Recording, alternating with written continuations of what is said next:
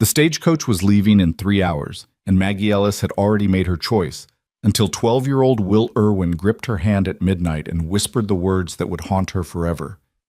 "If you leave tomorrow, I'll never sleep again." His father stood in the doorway, silent as stone, but his eyes told a different story. In that moment, she realized, sometimes the hardest goodbyes aren't the ones you say, they're the ones you can't. Stay with me until the end, and comment your city below so I can see how far this story travels. The Montana sky burned copper and gold as the sun descended behind the Bitterroot Mountains, painting Timber Creek in shades of ending. Maggie Ellis stood at her bedroom window in Mrs. Henderson's boarding house, watching the light fade as she folded her last cotton dress into the worn carpet bag that had carried her across 3 states and into this valley 6 months ago. Her hands trembled, not from the chill that crept through the cracked window pane, but from the weight of what morning would bring. She was leaving.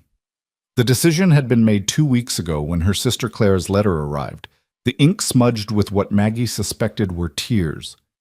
Thomas is gone. Pneumonia took him in 4 days.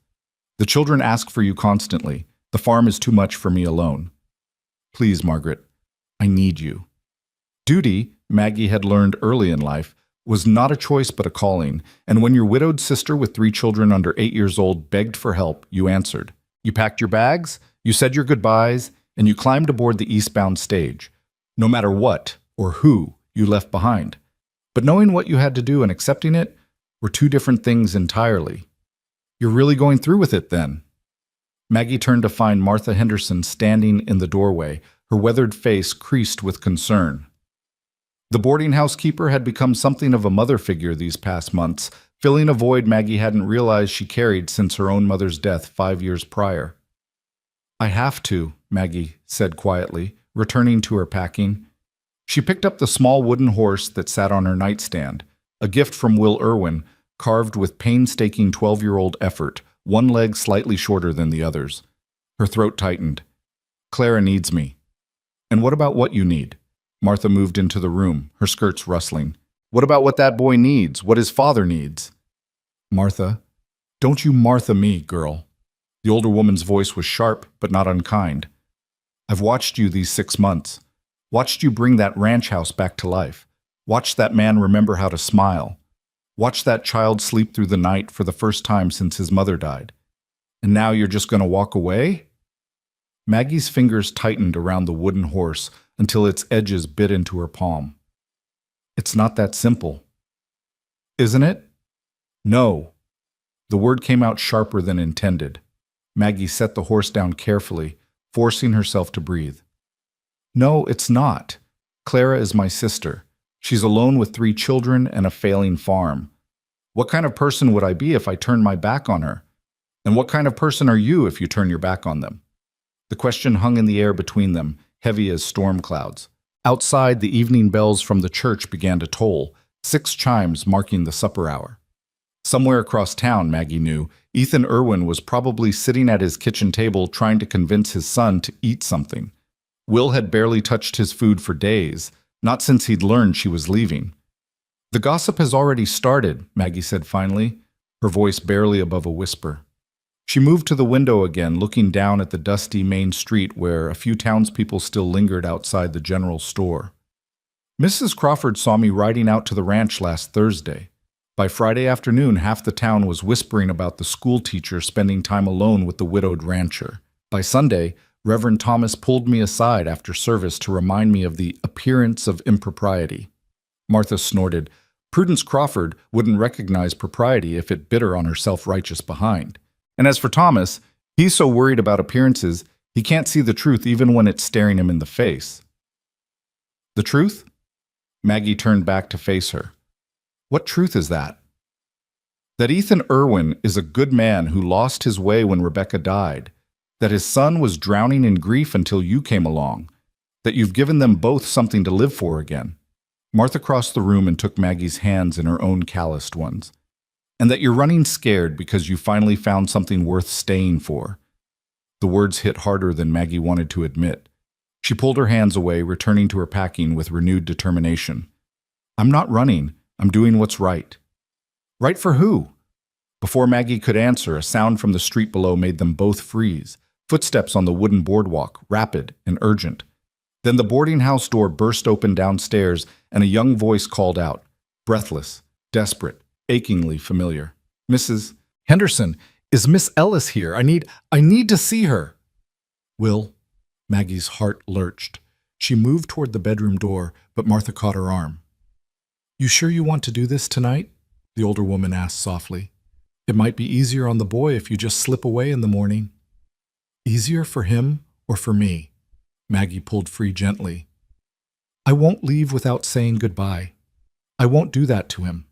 She descended the narrow stairs, each step feeling like a small surrender. Will stood in the entrance hall, his shirt untucked and his dark hair wild, as if he'd run the entire mile from the ranch into town. His chest heaved with exertion, and his eyes, those striking blue eyes so like his father's, were bright with unshed tears. "Will?" Maggie said gently, reaching the bottom of the stairs. "What are you doing here? It's nearly dark. Does your father know?" "You can't go." The words tumbled out of him in a rush. "You can't leave tomorrow. Please, Miss Ellis. You can't." Maggie's chest constricted. She glanced up at Martha, who had followed her down and now stood at the top of the stairs. Her expression pained. Then she looked back at the boy who had somehow, impossibly, carved out a space in her carefully guarded heart. "Will, we talked about this." "No, you talked. You told me you were leaving, but you didn't ask me. You didn't ask if I wanted you to go." He took a step toward her, his hands clenched into fists at his sides. "And I don't. I don't want you to leave. I don't want you to ever leave." "Sweetheart," the endearment slipped out before she could stop it, and she saw Will's face crumple slightly at the word. She knelt down so they were eye to eye, fighting to keep her own emotions in check. "I know this is hard, but my sister needs me. She has 3 little children and no one to help her, and I'm the only family she has left." "What about Pa? What about me?" Will's voice cracked. "Aren't we your family too?" The question pierced straight through her carefully constructed defenses. "Will, you know I care about you and your father very much, but then why are you leaving?" Tears spilled over now, tracking down his sun-browned cheeks. "Ma left because she got sick. She didn't have a choice. But you do have a choice, and you're choosing to go anyway. You're choosing to leave us just like she did." "Will, Irwin, that's not fair. I don't care if it's fair." He was shouting now, his whole body shaking. "Nothing's fair. Nothing's been fair since Ma died. And just when things were getting better, just when Pa was smiling again, and I could sleep without having nightmares, you're leaving too. Everyone leaves." The words echoed through the small entrance hall, raw and devastating. Maggie reached for him, but he stumbled back, swiping at his eyes with his sleeve. "Will, I told Pa not to let himself care about you. I told him it was dangerous because you'd probably leave like everyone else does. But he didn't listen, and I didn't listen either because I wanted—" His voice broke completely. "I wanted you to be my Ma. Not instead of Ma, but another Ma. Is that wrong? Is that why you're leaving?" "Oh, sweetheart, no." Maggie couldn't hold back anymore. She pulled him into her arms, and after a moment of resistance, he collapsed against her, his thin shoulders shaking with sobs. "That's not wrong. That's not wrong at all." "Then stay." His voice was muffled against her shoulder. "Please stay." Behind them, the front door opened again, bringing with it a gust of cool evening air and the sound of heavier footsteps. Maggie looked up to see Ethan Irwin standing in the doorway, his hat in his hands, his face etched with a weariness that went bone deep. "I'm sorry," he said quietly, his gaze moving from his son to Maggie. "I woke up and found him gone. I should have known he'd come here." Maggie stood slowly, keeping one hand on Will's shoulder. The boy didn't move away, but he didn't look at his father either. "It's all right. We were just—" She stopped, unsure how to finish that sentence. Ethan stepped fully inside, closing the door behind him. He was still in his work clothes, dusty trousers, a faded blue shirt with the sleeves rolled up. His dark hair needed cutting, and several days' worth of stubble shadowed his jaw. He looked exhausted. He looked heartbroken. He looked exactly how Maggie felt. "Will," he said gently, "it's time to go home." No. Son, I said no. Will pulled away from Maggie, turning to face his father with defiant tears still streaming down his face. I'm not leaving until she promises to stay. Will, you can't. Ethan's voice was strained. You can't ask her to give up her family for us. That's not fair to her. I don't care about fair. I care about. Will's voice cracked again. I care about her. Don't you? The question hung in the air like a held breath. Ethan's eyes met Maggie's over his son's head, and in that look she saw everything he hadn't said in the months since she'd started coming to the ranch. Everything he'd kept carefully locked away behind walls of propriety and grief and fear of being hurt again. Yes, Ethan said finally, his voice rough. Yes, I care about her. Very much. The admission seemed to cost him something. He looked away, his jaw tight. Which is why I'm not going to ask her to stay. Her sister needs her, Will. She has responsibilities. And we'll be all right. We were all right before she came, and we'll be all right after she leaves. That's a lie. Will's voice was quiet now, almost eerie in its flatness. We weren't all right before. You barely talked. You barely ate. You worked yourself until you couldn't stand up straight, and you still couldn't sleep. And I had nightmares every single night about Ma dying, about watching her get weaker and weaker until she was just gone. Will, Ethan's voice broke. And then Miss Ellis came, Will continued, looking between his father and Maggie. And she started teaching me in school, and she was so patient when I couldn't read the words right. And then one day she asked if she could visit the ranch, and you said yes even though I could tell you were scared. And slowly, so slowly I almost didn't notice, things got better. He turned to Maggie, his eyes pleading. You taught me to read, Miss Ellis. Really read, not just sound out the words. You helped Pa fix the broken step on the porch that Ma always wanted fixed. You brought wildflowers and put them in Ma's vases, and instead of making Pa sad, it made him smile. You told me stories about your childhood, and you listened when I told you about Ma. You didn't try to make me stop missing her. You were there. Maggie's vision blurred with tears. She wanted to speak, to say something that would make this easier, but her throat had closed up completely. And Pa, Will said, turning back to his father, tell her how you've been different since she started coming around. Tell her about how you started caring about things again. Tell her, his voice dropped to a whisper. Tell her you love her, because I know you do. I can see it. The silence that followed was suffocating. Ethan stood frozen, his knuckles white where he gripped his hat. When he finally spoke, his voice was barely audible. It doesn't matter what I feel. She has a sister who needs her. Responsibilities that... Don't hide behind my responsibilities, Ethan. The words came out sharper than Maggie intended, fueled by frustration and heartache and the terrible, wonderful truth of what Will had just said. If you have something to say to me, say it. Ethan's eyes snapped to hers, and for a moment she saw the careful control slip, saw the raw emotion beneath. What good would it do? You're leaving tomorrow. Saying it now would just make it harder. Harder than this? Maggie gestured between them, at Will standing there watching them both with desperate hope written across his young face. Harder than pretending we're all fine with this? Harder than lying to ourselves and each other? I'm not lying. Then what do you call it? Maggie took a step toward him, her own walls crumbling. These past 3 months, Ethan. Every Sunday dinner, every evening on the porch after Will went to bed, every conversation that lasted until the stars came out, every time you looked at me like I was something precious, something worth... She stopped, forcing herself to breathe. Was any of that real? Or was I just convenient? Someone to help with your son and make your house feel less empty? You know that's not true. Ethan's voice was low, urgent. He moved closer, and she could see the pain etched in every line of his face. You know you're more than that, so much more. Then tell me. The tears came now, hot and fast. Tell me what I am to you. Because I need to know, Ethan. I need to know if walking away tomorrow is the right thing to do, or if I'm making the biggest mistake of my life. The words hung in the air between them, raw and desperate. Martha, still standing at the top of the stairs, quietly slipped away, giving them what privacy she could. Will looked between his father and Maggie, holding his breath. Ethan set his hat down on the small table by the door. When he looked up at Maggie again, his blue eyes were bright with unshed tears. "You want to know what you are to me?" he asked quietly. "You're the reason I get up in the morning. You're the reason I care about fixing the ranch house, about planning for next year's harvest, about any kind of future at all.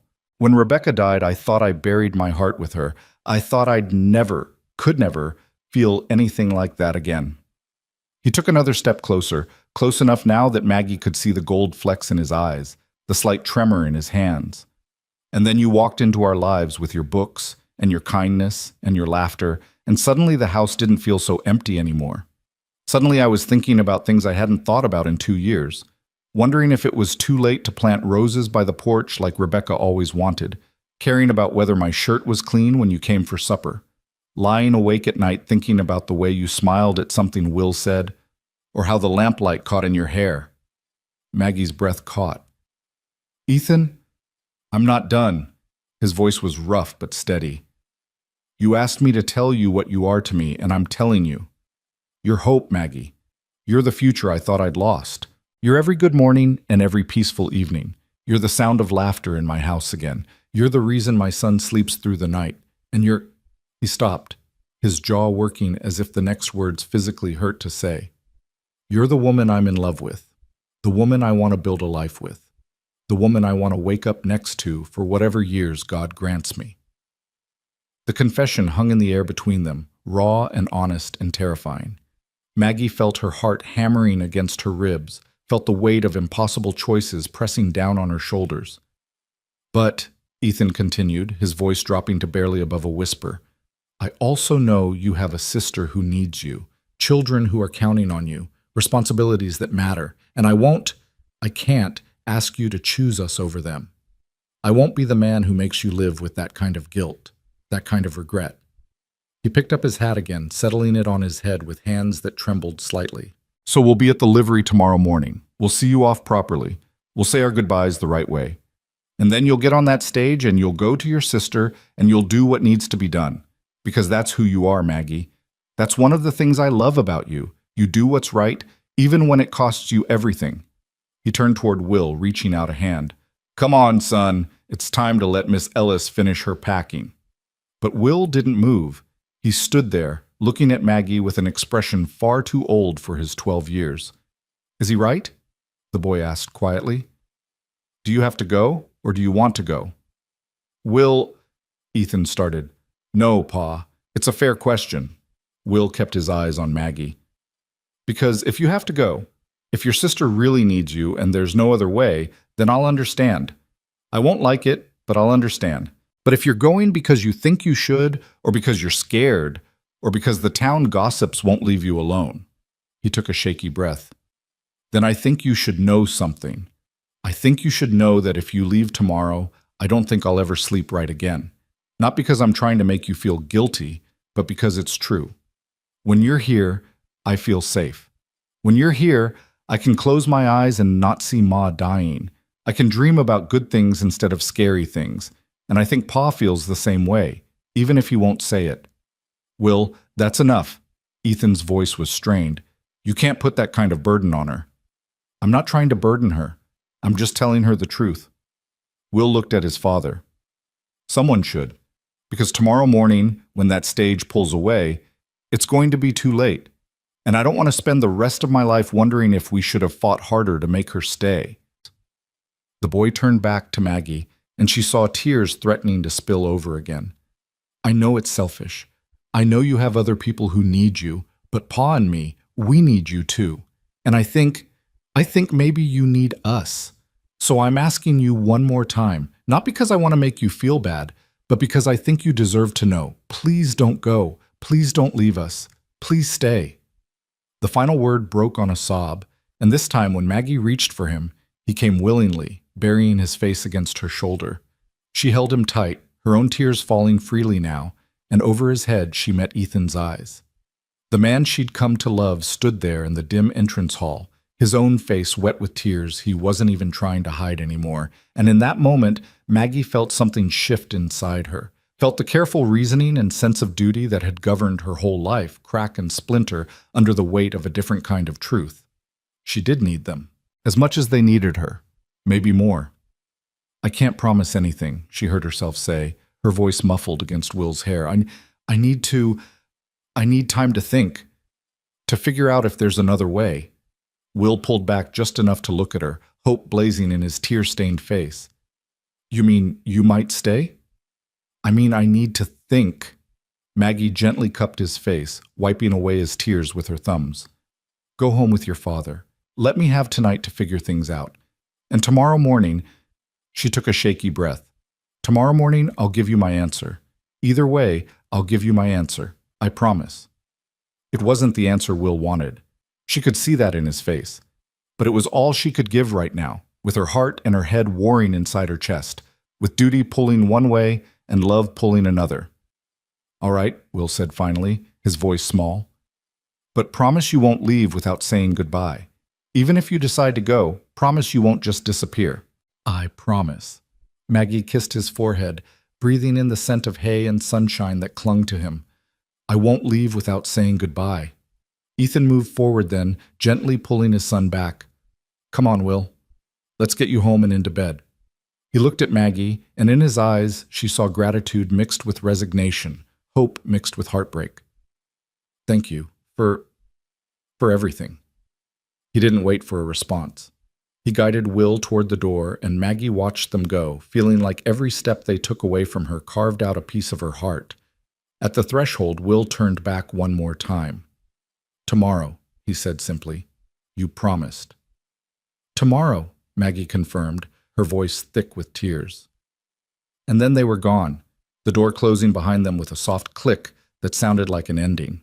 Maggie stood alone in the entrance hall, listening to their footsteps fade down the boardwalk, listening to the distant sound of a horse being mounted, and then the rhythmic clop of hooves moving away into the night. Well, Martha said from the top of the stairs, making Maggie jump.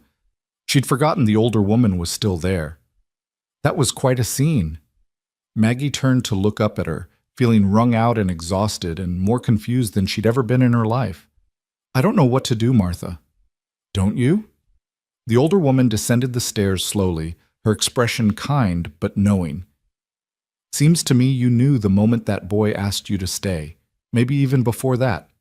You're just scared to admit it. Of course I'm scared. The words burst out of Maggie like a dam breaking. I'm terrified. What if I stay and it doesn't work out? What if the town never accepts us? What if something happens to Ethan and I lose him too? What if Will grows up resenting me for trying to replace his mother? What if my sister never forgives me? What if I'm making a mistake that ruins everyone's lives? Martha waited until the flood of words subsided, then reached out and took Maggie's hands in hers. What if you go? What if you spend the rest of your life wondering what might have been? What if you let fear steal your chance at happiness? What if tomorrow you get on that stage and realize 5 miles down the road that you left your heart behind? But Clara is a grown woman with friends and neighbors. Clara has options, and more than that, Martha squeezed her hands gently. Clara would want you to be happy. You know she would. She'd never want you to sacrifice your own future out of guilt. How do you know? Because she's your sister. Because she loves you. Martha smiled sadly. Write to her. Explain. Offer to send money to hire help on the farm. But don't throw away your chance at love because you think it's what you're supposed to do. Maggie pulled her hands away, moving to the window. Outside, the street was dark now, lit only by the occasional lamp in a window. Somewhere out there, Ethan and Will were riding back to the ranch, back to the empty house that had slowly become full again over the past 6 months, back to the life she'd become part of without even realizing it. I don't know how to choose, she whispered. Then don't choose with your head. Martha came to stand beside her. Choose with your heart. What does your heart want, Maggie? The answer came swift and sure, rising up from a place deep inside her that she'd been trying to ignore for weeks. I want to stay. I want to wake up to Will's laughter and Ethan's smile. I want to teach school and ride out to the ranch for supper. I want to help Will with his reading and fix up the ranch house and plant roses by the porch. I want a future that looks like this, full of love and laughter and family. I want to stay. I want to stay, she said aloud, and the words felt like truth, like rightness, like coming home. But even as she said them, guilt twisted in her stomach. Clara, the children, the farm, the responsibilities she'd been raised to honor above all else. Could she really turn her back on all of that? Martha seemed to read her thoughts. Go upstairs, write your sister a letter, tell her the truth, all of it, and then see what she says. Maybe there's a solution you haven't thought of yet. Maggie nodded slowly. It was a reasonable suggestion. More than that, it was a lifeline, a way to honor both her heart and her duty. She climbed the stairs to her room, lit the lamp on her small writing desk, and pulled out paper and pen. For a long moment, she sat there, staring at the blank page. Then with a trembling hand, she began to write. Dearest Clara. The words poured out of her, all the truth she'd been holding back. The grief and loneliness that had defined her life since their parents died. The unexpected joy she'd found in Timber Creek. The man and the boy who had become her family. The impossible choice she faced. I know you need me, she wrote, and I know I promised to come. But I have to be honest with you, dear sister. I know I've fallen in love.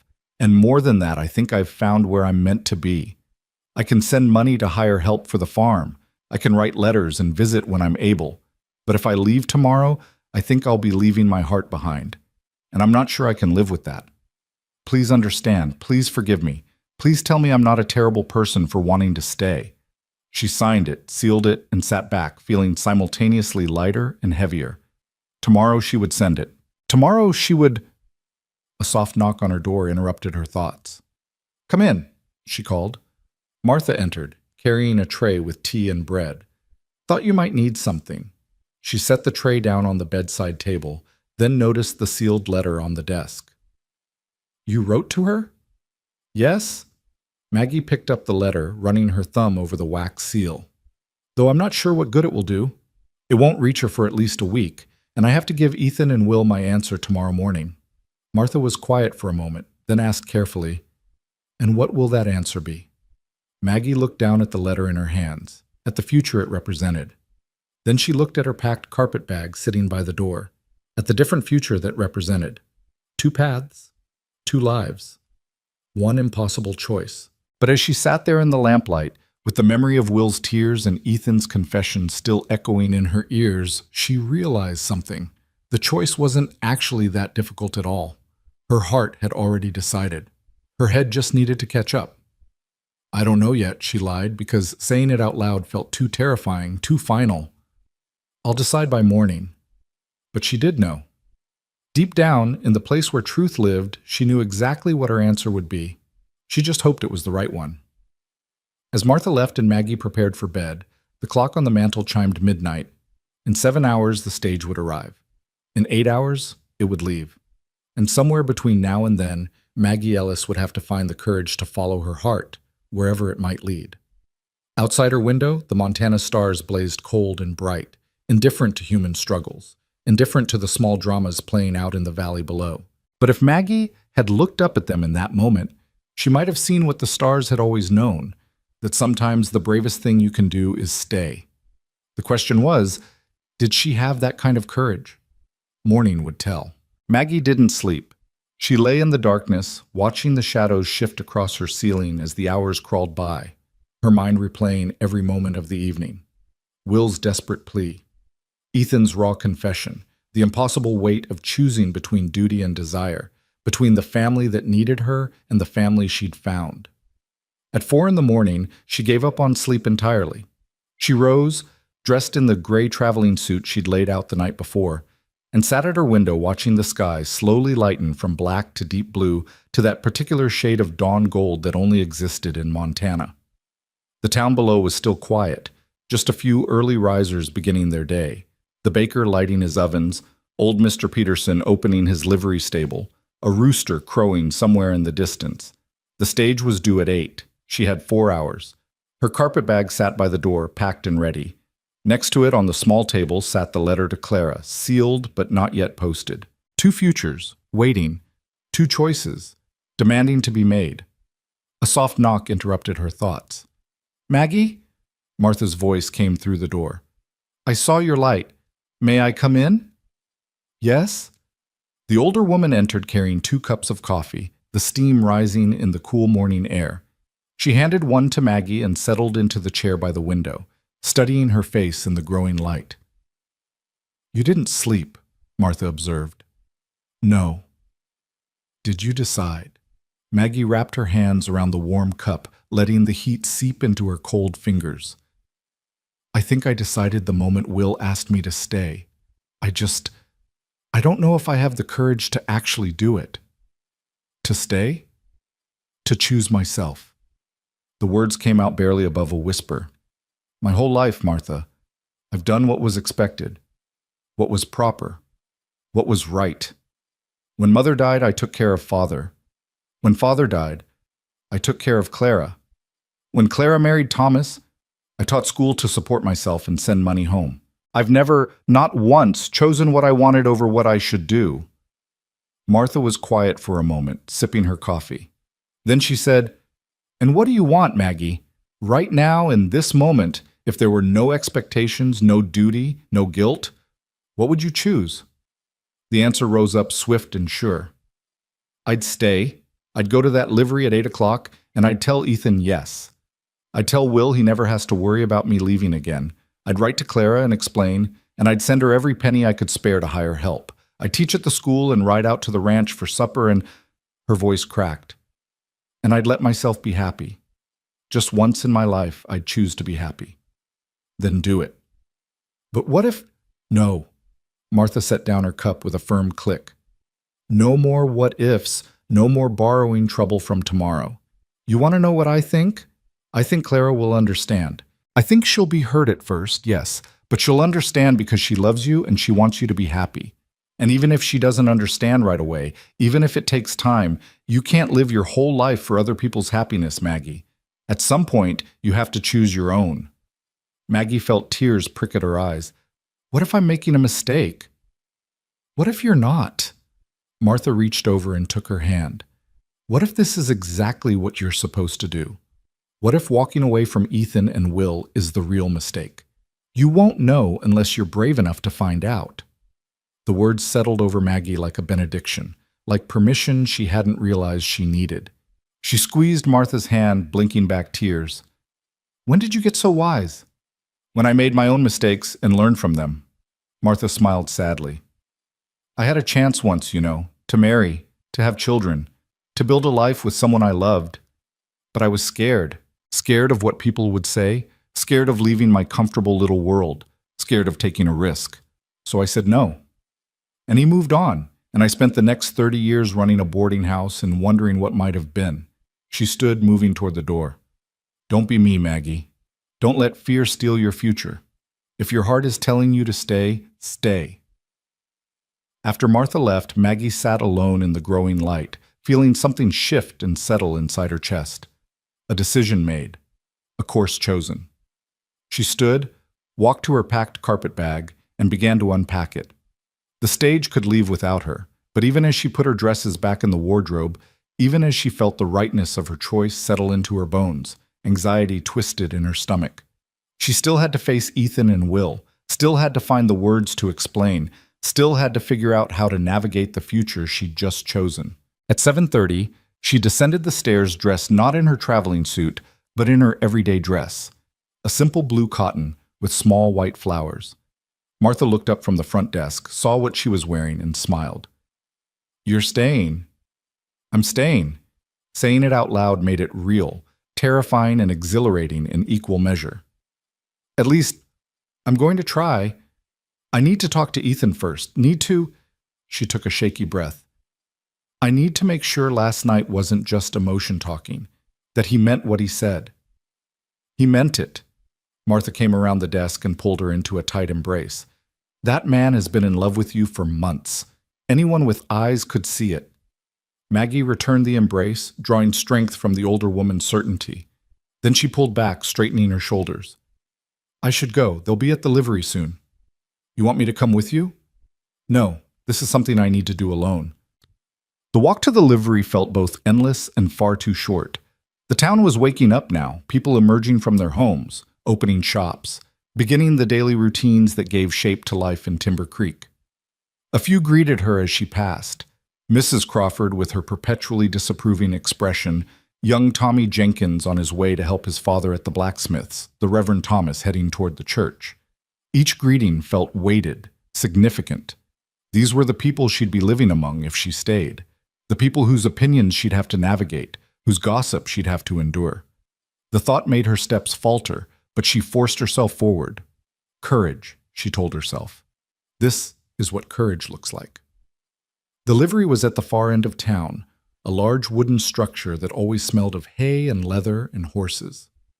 As Maggie approached, she could see the stage already there, the driver checking the rigging while his partner loaded luggage onto the roof. A few other passengers milled about, a traveling salesman she recognized from church, an older woman with her daughter, a young man who looked like he might be heading to the mining camps further north. And there, standing slightly apart from the others, were Ethan and Will. Ethan saw her first. She watched his back straighten, watched him say something to Will that made the boy turn around. Even from a distance, she could see Will's face light up, could see him start to move toward her before his father's hand on his shoulder held him back. They were giving her space, letting her approach on her own terms. Maggie's heart hammered against her ribs as she closed the distance between them. Will looked like he hadn't slept either, dark circles under his eyes, his hair uncombed, his shirt buttoned wrong. Ethan looked even worse, his face drawn and pale, his eyes hollow. Miss Ellis. Ethan's voice was carefully neutral, but she could hear the strain beneath it. We wanted to see you off properly, to say goodbye the right way. About that, Maggie's voice came out steadier than she felt. She looked at Will, at the desperate hope barely contained in his young face, then back at Ethan. Could we talk? Privately? Something flickered in Ethan's eyes. Hope, fear, something she couldn't quite name. He glanced at Will, who nodded vigorously. I'll wait right here, the boy said quickly. I won't move. I promise. Ethan nodded, then gestured toward the side of the livery, away from the other passengers and prying eyes. Maggie followed, her heart in her throat. Once they were alone, sheltered by the building's shadow, Ethan turned to face her. He didn't speak, just waited, his hat in his hands, his whole body tense with barely controlled emotion. Last night, Maggie began, then stopped, searching for the right words. Last night you said things that changed everything. I know. Ethan's voice was rough. I shouldn't have. I promised myself I wouldn't make this harder for you, but when Will asked me if I cared about you, I couldn't lie anymore. Not to him, not to you, not to myself. I'm glad you didn't. The words tumbled out in a rush. Ethan, I've been standing at my window all night, trying to figure out how to do the right thing, how to honor my responsibilities to Clara while also honoring what I feel for you and Will. And I kept coming back to the same question. What if there's a way to do both? Ethan's eyes sharpened. What do you mean? I mean, Maggie pulled the sealed letter from her pocket. I wrote to Clara last night. Told her everything, about you, about Will, about falling in love when I wasn't expecting to. And I told her I'd send money. Enough to hire help on the farm. Enough to make sure she and the children are cared for. Maggie, let me finish. She took a breath, steadying herself. I know it's not the same as being there. I know it doesn't fulfill the promise I made. But I also know that if I get on that stage, if I leave today, I'll regret it for the rest of my life. And I can't live with that kind of regret. The silence stretched between them, heavy with possibility. Ethan stood frozen, as if afraid to move, afraid to hope. Are you saying? His voice cracked. Are you saying you're staying? I'm saying I want to. Maggie stepped closer, close enough to see the gold flecks in his blue eyes, to see the slight tremor in his jaw. But I need to know. Last night, when you said you loved me, when you said you wanted to build a life together, did you mean it? Or was it just the emotion of the moment? Did I? Ethan made a sound that was half laugh, half sob. Maggie, I've meant it since the first Sunday you came to supper, and Will laughed at something you said. Really laughed. Not that polite sound he'd been making since Rebecca died, but real laughter that came from somewhere deep inside. And you looked at him with such joy, such genuine happiness, that I thought my heart would stop. That's when I knew. That's when I started falling. He reached out tentatively, and when she didn't pull away, he took her hand in both of his. So yes, I meant every word. I love you, Maggie Ellis. I love your kindness and your strength. I love the way you read to Will, and don't mind when he asks you to repeat the same passage 3 times. I love how you hum when you're washing dishes and don't realize you're doing it. I love... His voice dropped to barely a whisper. I love everything about you. And if you're willing to stay, if you're willing to take a chance on us, then I swear to you, I'll spend every day of the rest of my life making sure you never regret it. Tears spilled down Maggie's cheeks. I'm scared, Ethan. I'm terrified this won't work, that the town won't accept us, that something will go wrong. I'm scared too. He squeezed her hands gently. But I'd rather be scared with you than safe without you. And as for the town, let them talk. Let them gossip. We'll know the truth, and that's what matters. But what about propriety? What about stage is leaving in 5 minutes? The driver's call interrupted them, sharp and impatient. All aboard, who's coming aboard? Maggie's breath caught, the moment of truth, the point of no return. Ethan seemed to sense her panic. You don't have to decide right now. If you need more time, if you need to go to Clara first and see for yourself that she'll be all right. No. The word came out firm and clear. No, I've already decided. She looked up at him, at this good man who'd somehow become everything to her. Ask me again. Ask you what you asked last night. Through Will. Ask me properly. Understanding dawned in Ethan's eyes. He released her hands, and for a moment Maggie thought she'd made a terrible mistake. Then he dropped to one knee right there in the dusty yard beside the livery, and her heart stopped. I don't have a ring, he said, looking up at her with such raw vulnerability that it stole her breath. I don't have pretty words prepared. All I have is the truth. Maggie Ellis, I love you. My son loves you. Our home is brighter because you're in it, and our future, any future I can imagine, has you at the center of it. So I'm asking, will you stay? Will you marry me? Will you take a chance on building something new with us? Around them, the world seemed to still. Maggie was dimly aware of the stage driver calling again, of passengers loading, of someone gasping nearby, probably one of the townspeople who'd come to watch the stage depart. But none of that mattered. All that mattered was the man kneeling before her, offering her everything. Yes. The word came out on a breath, then stronger. Yes. Yes, I'll stay. Yes, I'll marry you. Yes to all of it. Ethan surged to his feet, and then his arms were around her, and she was laughing and crying at the same time, and somewhere nearby she could hear Will whooping with joy. Ethan pulled back just enough to look at her face, his own expression transformed with happiness. You mean it? You're sure? I've never been more sure of anything. And it was true. Despite the fear, despite the guilt, despite everything, this felt right. I'm staying, Ethan. I'm home. He kissed her then, right there in front of God and the whole town, a kiss that was gentle and desperate and full of promise. Maggie melted into him, feeling years of careful control and rigid propriety fall away. This was what it felt like to choose herself, to choose love. When they finally pulled apart, breathless and laughing, Will crashed into them both, wrapping his arms around them in a fierce embrace. You're staying! You're really staying! He looked up at Maggie with tears streaming down his face. I prayed so hard. I prayed all night that you wouldn't leave, and you're staying. Maggie knelt down, framing his face with her hands. I'm staying, sweetheart. I'm not going anywhere. Not now. Not ever. Stage is leaving. The driver's final call was impatient now. Last call! Ethan straightened, one arm around Maggie and the other around Will. Together, they watched as the stage pulled away in a cloud of dust, carrying other people toward other futures. The traveling salesman waved from the window. The young woman with her mother looked back with curiosity, and then they were gone, disappearing down the road that led east toward the life Maggie wasn't going to live. No regrets? Ethan asked softly. Maggie leaned into him, feeling the solid warmth of him against her side, feeling Will's hand clutch hers tightly. No regrets. But even as she said it, reality began to creep in. Mrs. Crawford was standing outside the general store, mouth agape. Reverend Thomas had paused on his way to the church, his expression unreadable.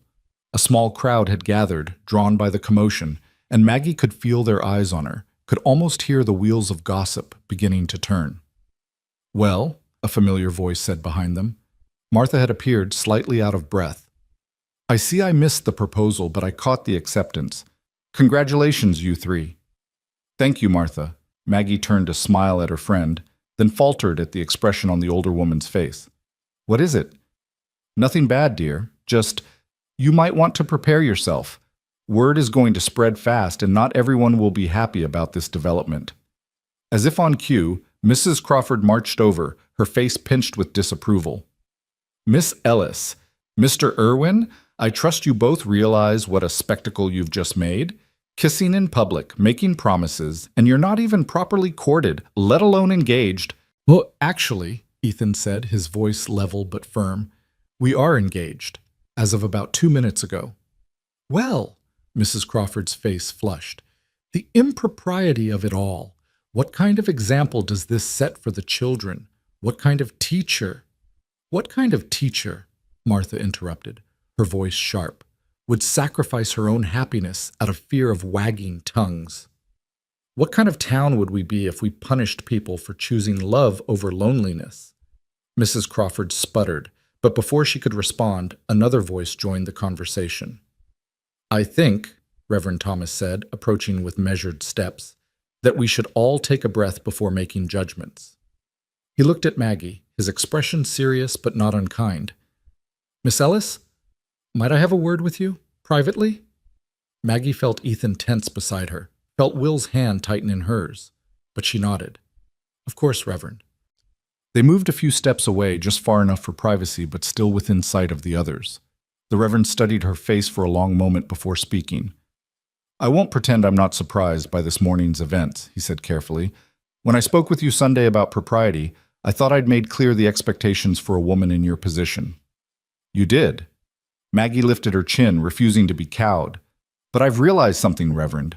I've spent my whole life meeting other people's expectations, and where has it gotten me? Alone, lonely, afraid to reach for happiness because someone might disapprove. Well, I'm done with that. I'm done letting fear dictate my choices. Even if it means facing gossip, disapproval, possibly losing your teaching position?"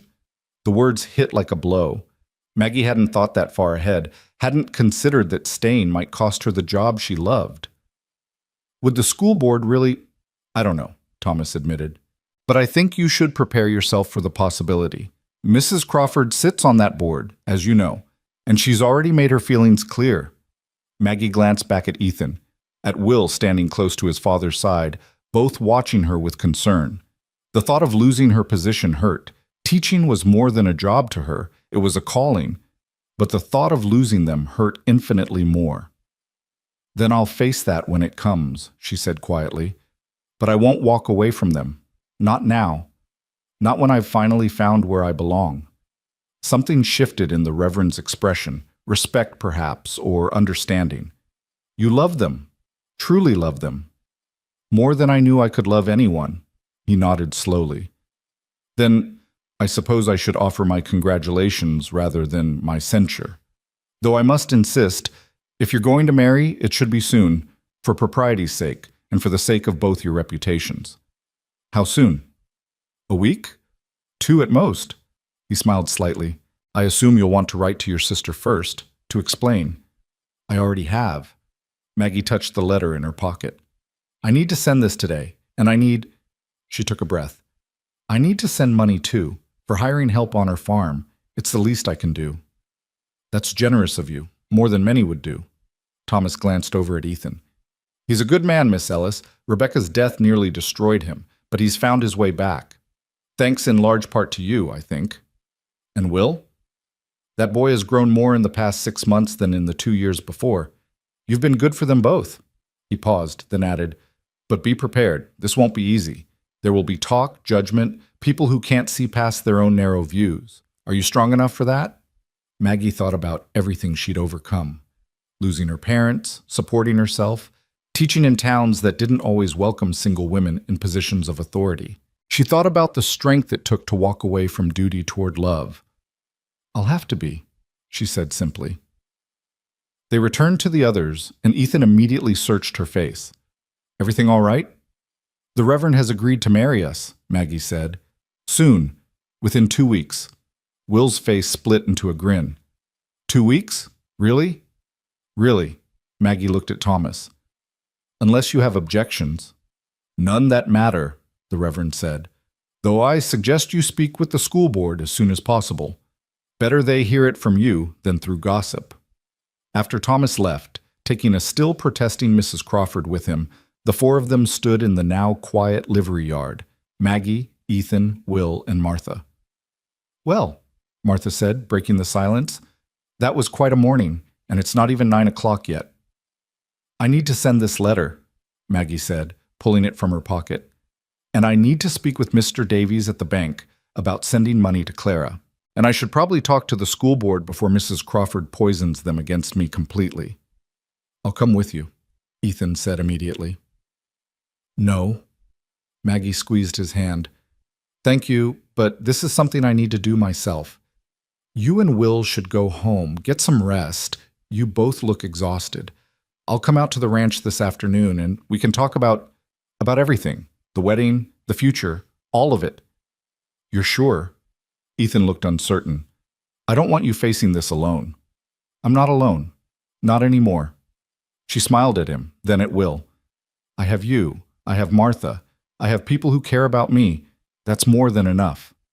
But as she watched them ride away, Ethan on his horse with Will perched behind him, both turning to wave before they disappeared around the bend, Maggie felt the weight of her decision settle fully onto her shoulders. She'd chosen love over duty. She'd chosen to stay. Now she had to deal with the consequences.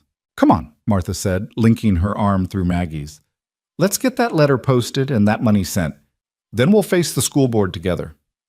"You don't have to—" "Hush, of course I do. That's what friends are for." The post office was their first stop. Mr. Henderson, no relation to Martha, despite sharing a name, accepted the letter with a knowing look.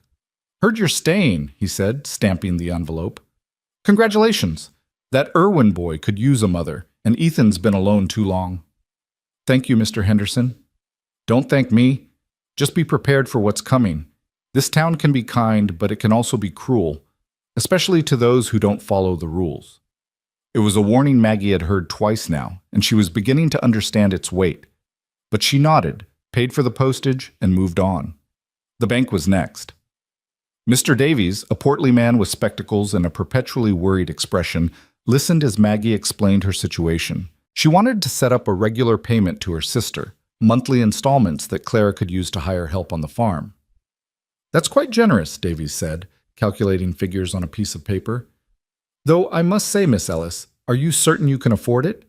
A teacher's salary isn't exactly—" "I'll make it work," Maggie said firmly. "Whatever it takes." Davies studied her for a moment, then nodded. "Very well. I'll set up the transfer. First payment will go out at the end of the week."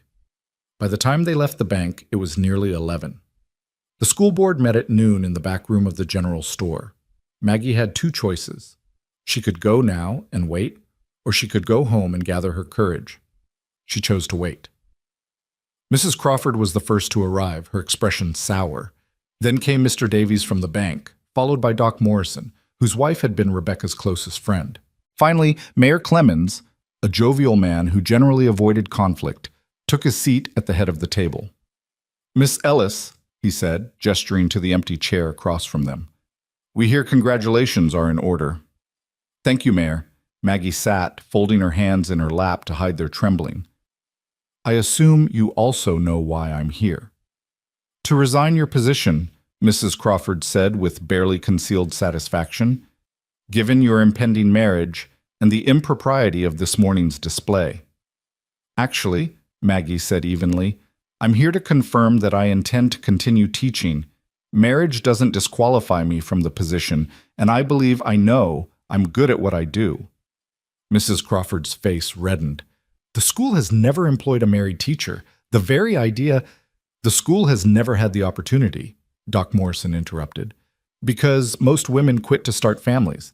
But if Mrs. Irwin, I suppose wants to continue and her husband supports it, then why shouldn't she?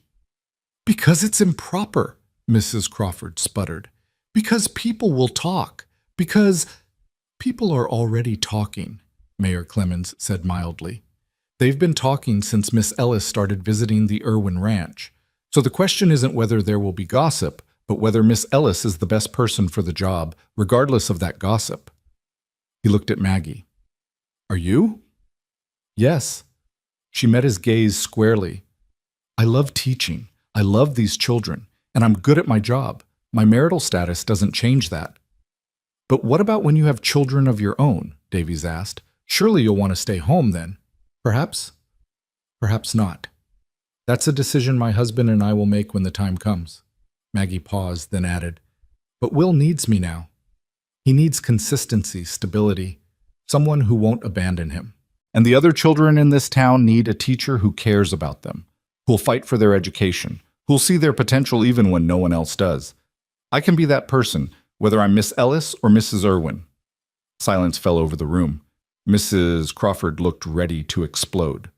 Doc Morrison was nodding thoughtfully. Davies seemed uncertain, and Mayor Clemens, I propose we put it to a vote, he said. All in favor of allowing Miss Ellis to continue teaching after her marriage? Morrison's hand went up immediately. After a long pause, Davies raised his as well. Opposed? Mrs. Crawford's hand shot up. Then it's decided, Clemens said, ignoring Mrs. Crawford's outraged gasp. Miss Ellis keeps her position, though I must echo Reverend Thomas's advice, marry soon. The sooner you're properly wed, the sooner this gossip will die down. Maggie stood on shaky legs. Thank you. All of you. I won't let you down. As she and Martha left the store, Maggie felt tears threatening. She'd kept her job. She could marry Ethan and still teach. She could have both the family she'd found and the work she loved. See? Martha squeezed her arm. I told you it would work out. One hurdle down, Maggie said. About 100 more to go. But as they walked back toward the boarding house in the noon sunshine, Maggie felt something unfamiliar bloom in her chest. Hope. Real, genuine hope for the future. She'd chosen to stay. She'd chosen love. And somehow, miraculously, it was all going to work out. By the time Maggie borrowed Martha's horse and rode out to the Irwin Ranch that afternoon, the initial euphoria of the morning had given way to something more complex, a mixture of joy and trepidation, excitement and fear.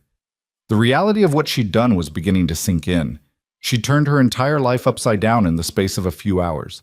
She'd chosen a future she couldn't fully predict with a man she'd known for only 6 months, and a boy who'd somehow stolen her heart completely.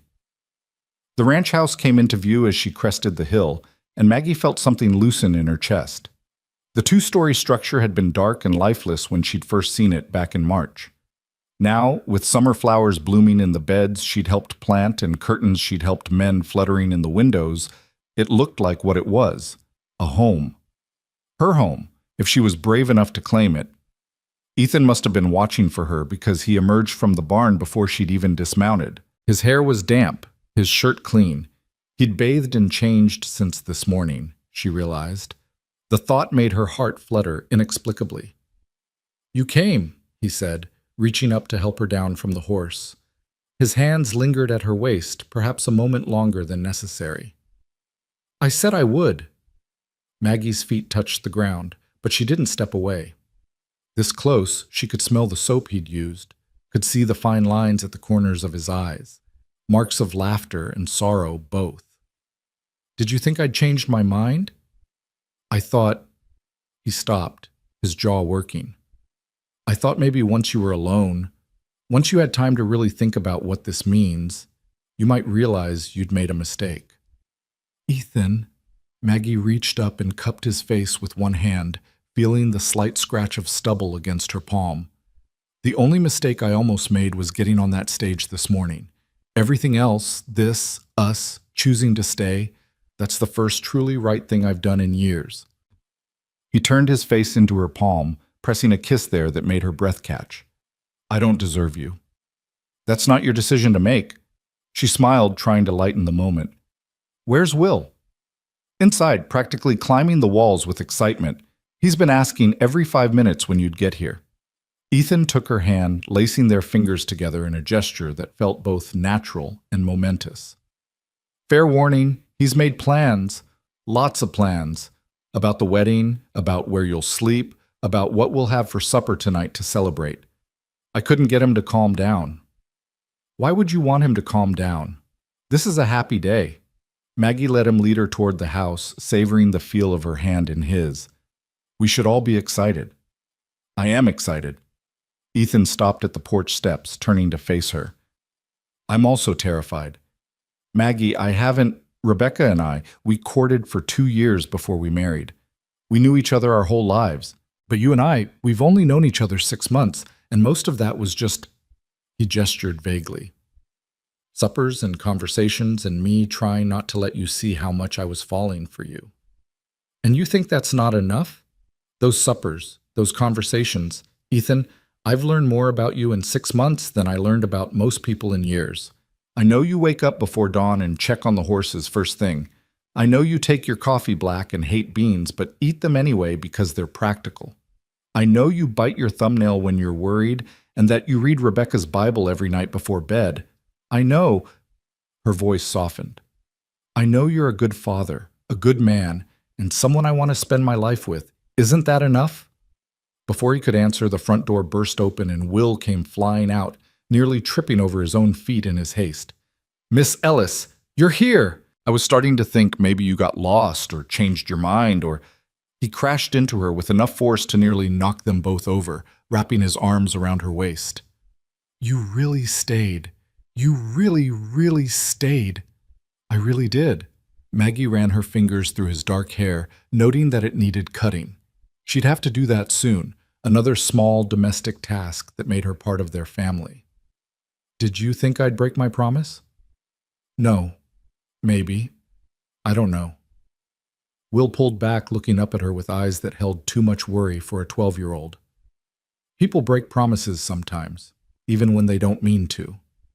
The echo of his mother's death hung unspoken between them. Maggie knelt down so they were eye level. Your mother didn't break her promise, sweetheart. She didn't choose to leave you, but I am choosing to stay. Do you understand the difference? I think so. Will bit his lip, then blurted out, Are you really going to marry Pa? Really, truly? Really, truly? Maggie glanced up at Ethan, who was watching them with an expression that made her chest tight. In 2 weeks, if that's all right with you. 2 weeks? Will's eyes went wide. That's so soon. We have to get ready. We have to... He grabbed her hand, tugging her toward the door. Come inside. I made a list of everything we need to do. The interior of the ranch house was exactly as Maggie remembered. Simple but comfortable, with Rebecca's touches still visible in the careful placement of furniture, the embroidered samplers on the walls. But there were new touches too, things that had appeared over the past months. The vase of wildflowers on the kitchen table that she refreshed every week. The bookshelf Ethan had built to hold her growing collection of primers and readers. The braided rug by the fireplace that she and Will had made together on rainy afternoons. Will led her to the kitchen table, where he'd laid out several pieces of paper covered in his careful handwriting. See, I made lists. Things we need for the wedding, things we need to fix in the house before you move in, things we should have for supper to celebrate. Will! Ethan's voice was gentle but firm. Maybe give Miss Ellis a chance to sit down before you overwhelm her with plans. Right. Sorry. Will pulled out a chair for her with exaggerated courtesy that made Maggie hide a smile. Would you like some water? Or coffee? We have coffee. Pa made a fresh pot after we got home because he said he needed something to do with his hands or he'd go crazy waiting for you. Water would be lovely, thank you. Maggie sat, accepting the glass Will brought her, and looked at the list spread across the table. Her heart squeezed at the sight of them, the careful detail, the obvious thought and hope that had gone into every line. You've been busy. I wanted everything to be perfect. Will slid into the chair beside her while Ethan leaned against the counter, coffee cup in hand, watching them both. Because this is important. This is everything. The simple statement hung in the air, heavy with meaning, Maggie reached over and squeezed his hand. Then let's look at these lists together and figure out what's possible. For the next hour, they did exactly that. Will's plans were ambitious. He wanted flowers everywhere, wanted to repaint the entire house, wanted to invite the whole town to witness the wedding. Maggie gently scaled back some of the grander ideas while validating his enthusiasm, and Ethan interjected practical considerations about time and money and what could reasonably be accomplished in 2 weeks. "What about your dress?" Will asked suddenly. "Ma's wedding dress is still in the trunk upstairs. It's really pretty, white with lace and buttons down the back. Maybe you could wear it." The suggestion was so innocent, so well-meaning, that it took Maggie a moment to find her voice. She looked at Ethan, whose face had gone carefully blank. "That's a kind thought, Will," she said carefully. "But I think your mother's dress should stay with your family. Maybe saved for when you get married someday, or for a sister if—" She stopped, realizing she was getting ahead of herself. "I can wear my Sunday dress. It's perfectly fine." "But it's not special enough," Will protested. "This is your wedding day. You should have something beautiful." "I'll be marrying your father," Maggie said softly. "That makes it beautiful enough." Ethan set down his coffee cup with a click that seemed too loud in the suddenly quiet kitchen. "Will, why don't you go check on the chickens? Make sure they have enough water." "But, please, son." Something in Ethan's tone made Will nod and scurry out the back door without further protest. Once he was gone, Ethan turned to Maggie, his expression troubled. "I'm sorry about that. About the dress. He didn't mean—" "I know he didn't." Maggie stood, crossing to where Ethan stood by the counter. "He's trying to make me feel welcome, trying to make this real. I'm not offended." "But it was thoughtless. Rebecca is—" Ethan's voice roughened. "She's always going to be part of this house, part of our lives. And I don't want you to feel like you're competing with a ghost." "I'm not competing." Maggie chose her words carefully.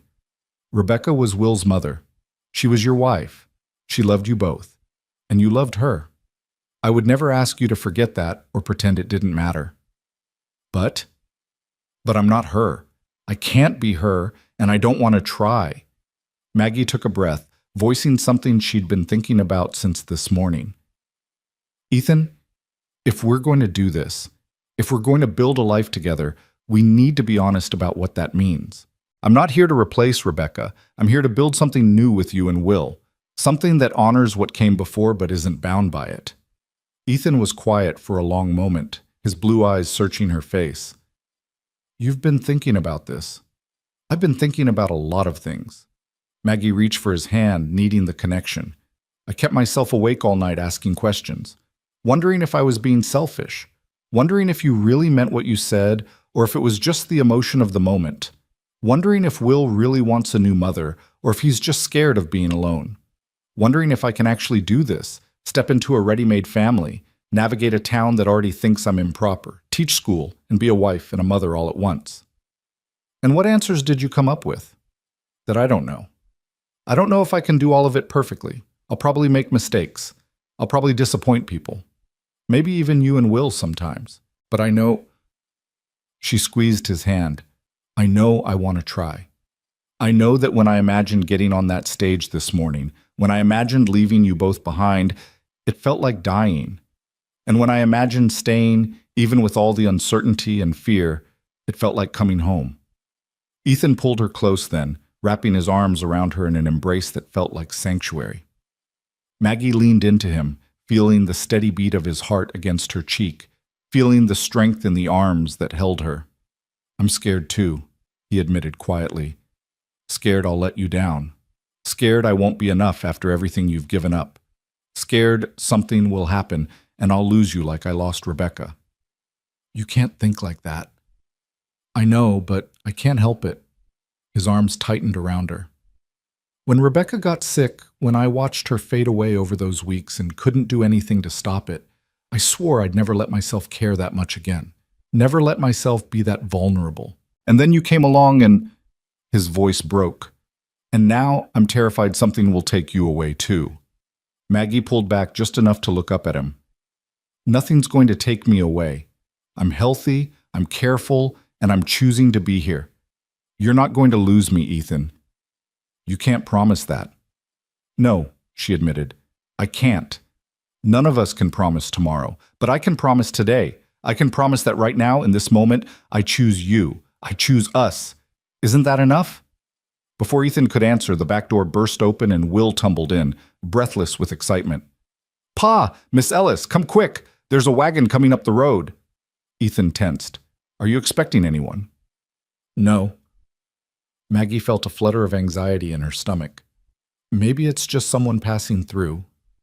But as they moved to the front porch, it became clear the wagon was definitely heading toward the ranch. And as it drew closer, Maggie recognized the driver, Doc Morrison, with his wife Anna beside him.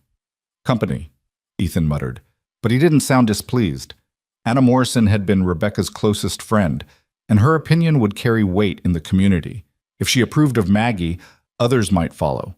If she didn't, the wagon pulled to a stop, and Doc Morrison helped his wife down before climbing down himself. Anna was a small woman with graying hair and kind eyes, dressed in her Sunday best despite it being a Thursday afternoon. Ethan, Will, she called out in greeting. Then her gaze landed on Maggie, still standing close to Ethan on the porch. And Miss Ellis, or should I say Mrs. Irwin-to-be. Word travels fast in this town. Mrs. Morrison. Maggie descended the porch steps, uncertain of her welcome. It's good to see you. Anna studied her for a long moment, her expression unreadable. Then, to Maggie's surprise, she smiled. Oh, come here, girl. She pulled Maggie into a tight embrace. Welcome to the family. Maggie felt tears prick at her eyes. You don't think it's too soon? Too improper? Too soon? Anna pulled back, still holding Maggie's arms. Honey, I've been watching you and Ethan circle each other like nervous deer for months. The only thing that's too soon is that it took you this long to admit how you felt.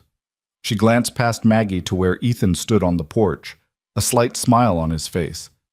And as for improper, well, Rebecca would have boxed your ears for waiting so long to be happy again, Ethan Irwin. Ethan's smile widened. You think so? I know so. That woman loved you too much to want you spending the rest of your life alone. Anna turned back to Maggie. Which brings me to why we're here. Doc and I heard about the wedding, heard it's happening in 2 weeks, and we wanted to offer our help. Your help? Maggie repeated. With the preparations, of course. Anna moved toward the wagon, where several bundles were tied in the back. I brought Rebecca's good linens, the ones she was saving for special occasions.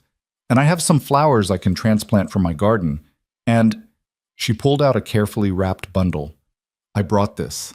She unfolded the bundle to reveal a dress, simple but beautiful, made of cream-colored cotton with delicate embroidery at the collar, and cuffs. It was mine, from when I married Doc.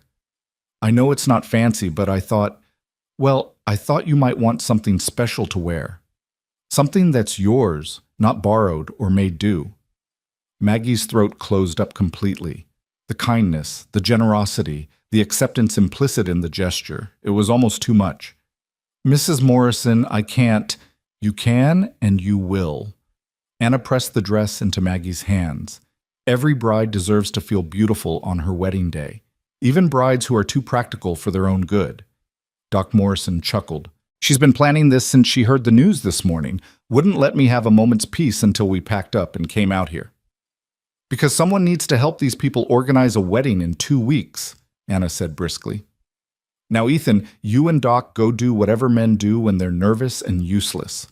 Will, you come help me take stock of this kitchen, and Maggie, she softened, you come with me upstairs. Let's see if this dress fits and talk about what else you'll need. The next 2 hours passed in a flurry of activity. Anna took command of the house with the confidence of someone who'd been there many times before, pointing out what needed cleaning, what needed fixing, what could be improved before the wedding. She enlisted Will as her assistant, and the boy threw himself into the tasks with enthusiasm, clearly thrilled to have an adult who took his preparation seriously. In the small bedroom that had been Ethan and Rebecca's, that would soon be Ethan and Maggie's, Anna helped Maggie try on the wedding dress. It fit nearly perfectly, needing only minor adjustments at the waist. There, Anna said, stepping back to assess. You look lovely.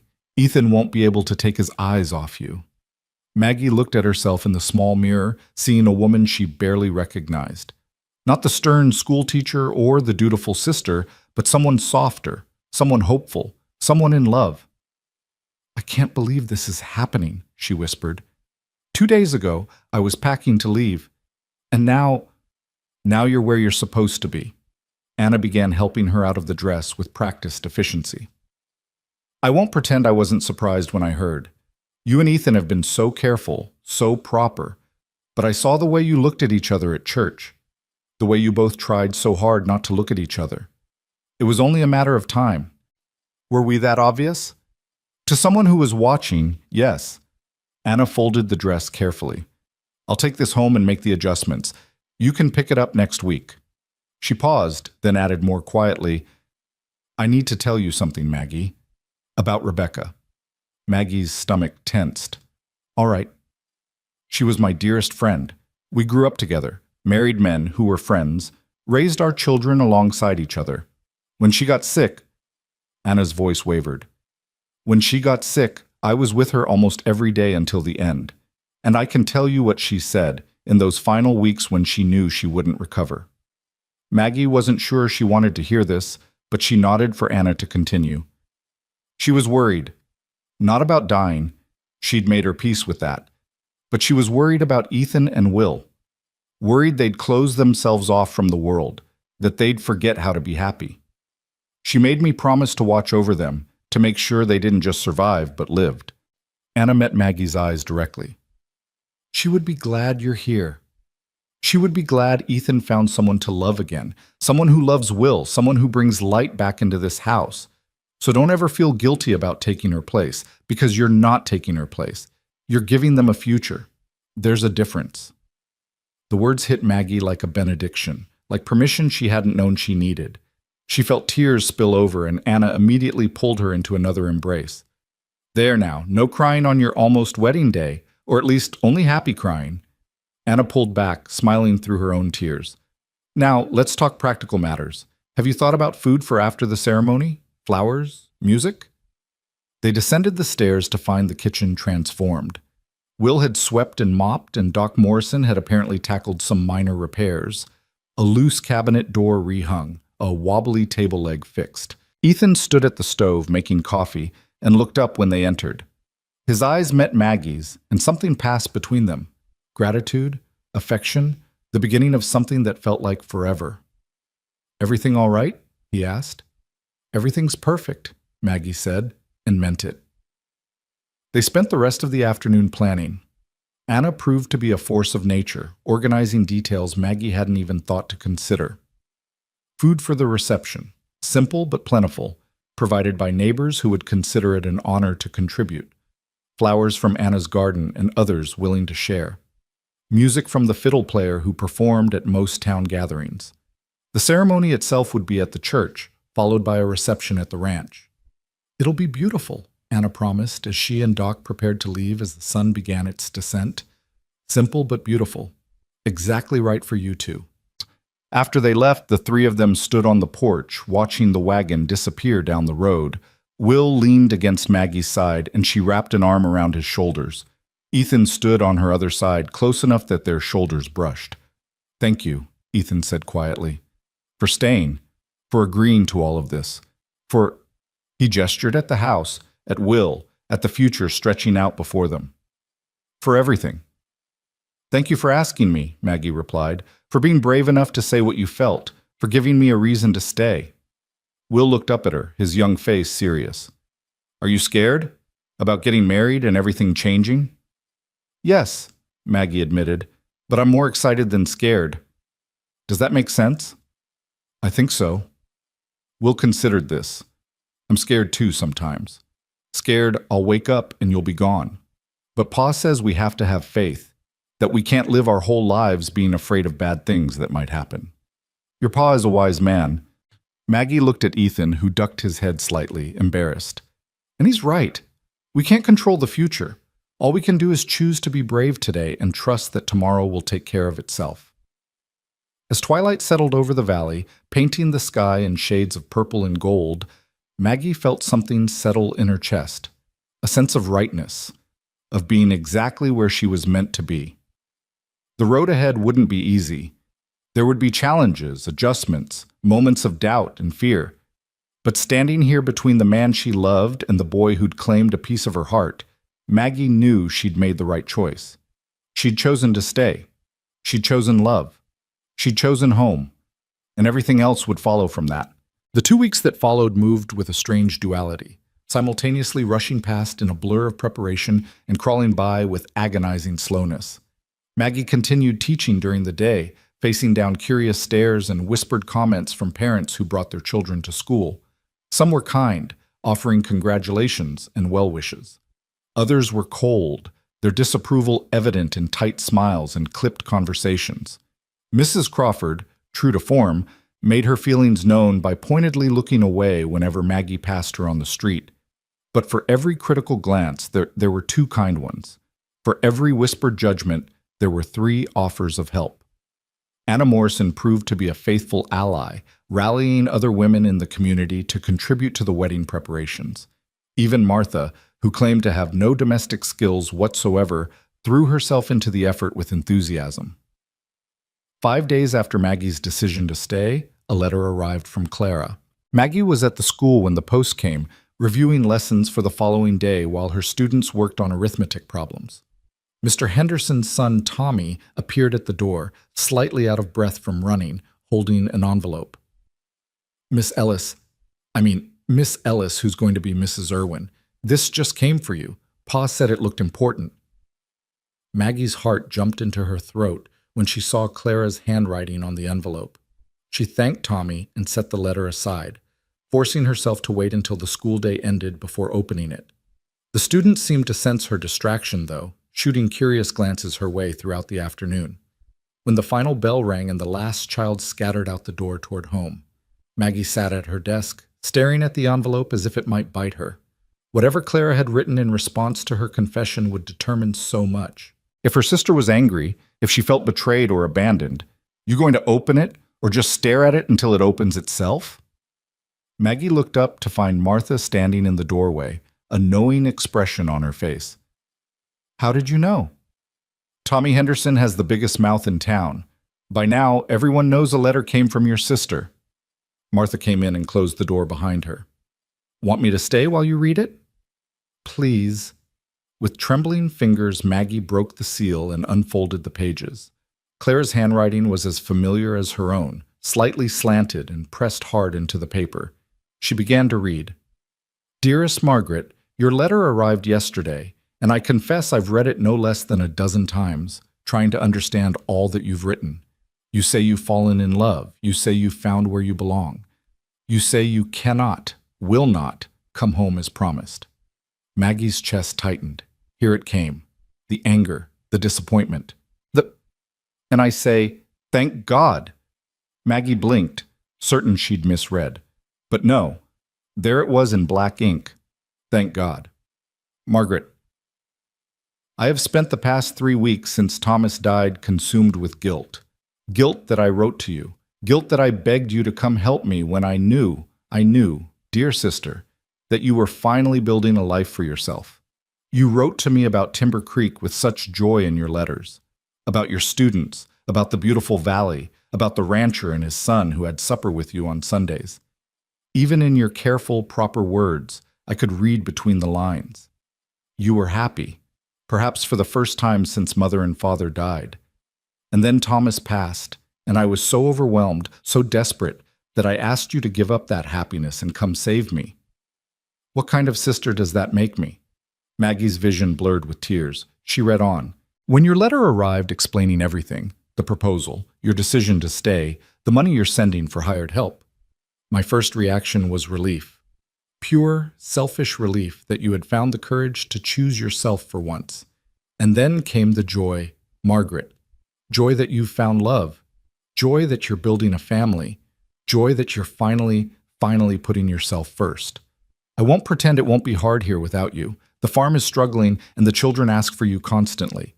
But Anna Henderson, you remember her from when we were girls, has already found a young woman from the next county who's willing to come help in exchange for room and board.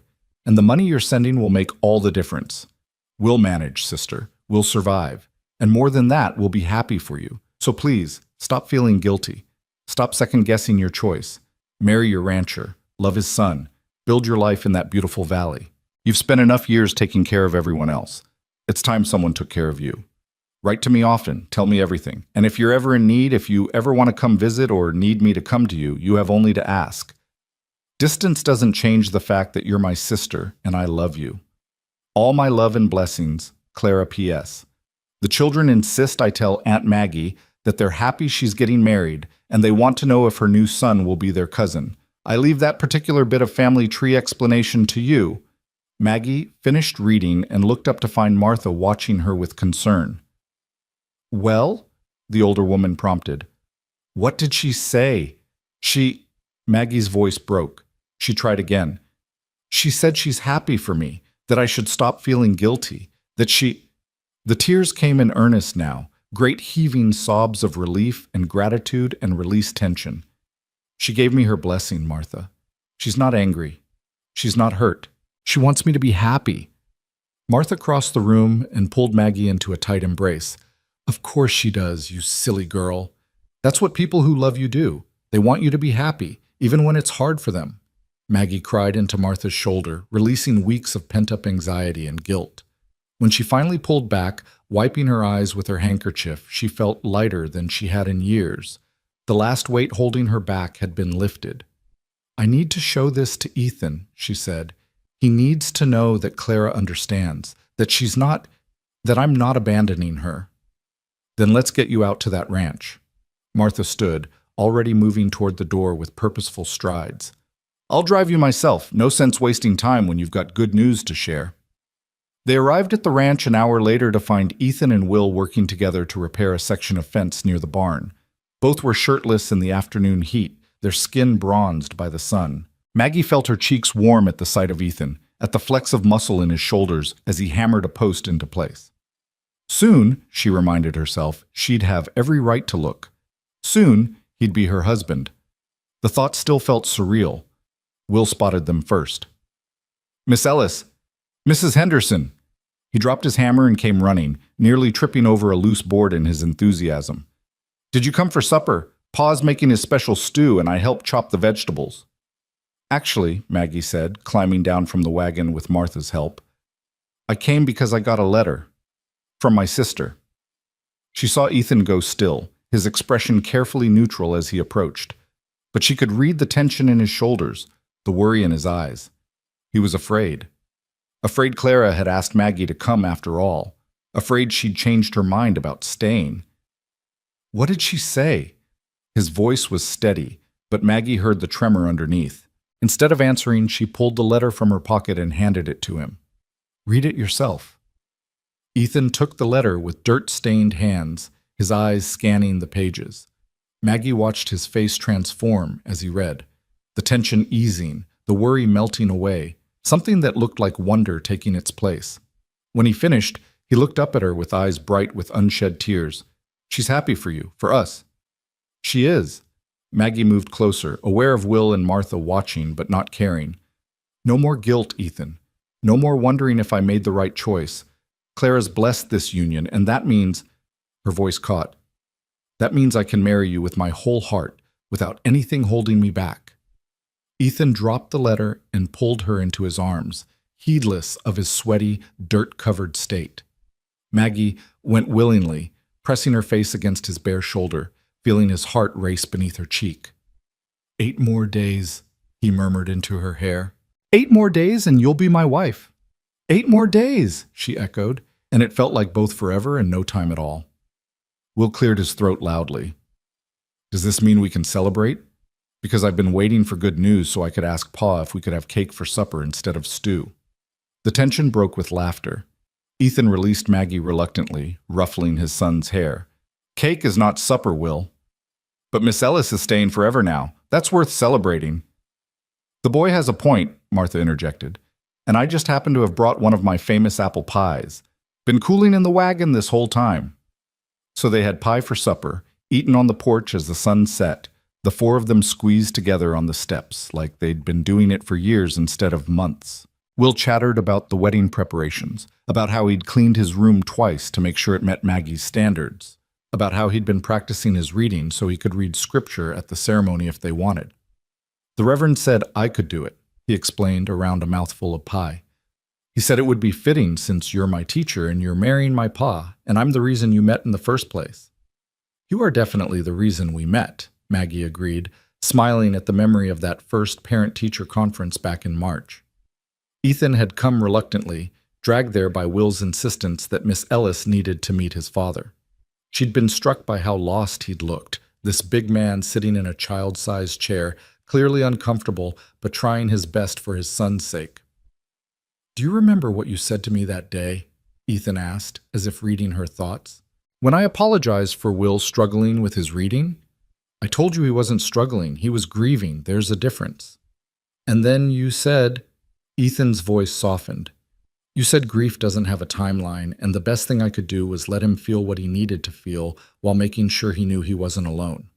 It was the first time since Rebecca died that anyone had given me permission to not be okay, to not have all the answers. You cried," Will added matter-of-factly, "in the wagon on the way home. You didn't think I noticed, but I did." Ethan's cheeks reddened slightly.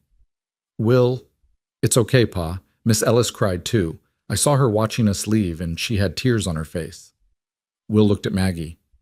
"That's when I knew you were special. Because you cared about us, even though you barely knew us."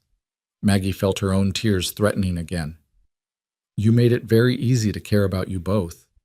As twilight deepened into night, Martha eventually declared she needed to get back to town before it got too dark to see the road. Maggie moved to leave with her, but Ethan caught her hand. "Stay," he said quietly. "Just a little longer, please." Martha waved them off. "I can see myself out. You three enjoy your evening." After she left, Will excused himself to get ready for bed, leaving Ethan and Maggie alone on the porch. The stars were beginning to emerge, sharp and bright against the darkening sky. Somewhere in the distance, a coyote howled. "This is going to be my life," Maggie said softly. "These stars, these sounds, this porch."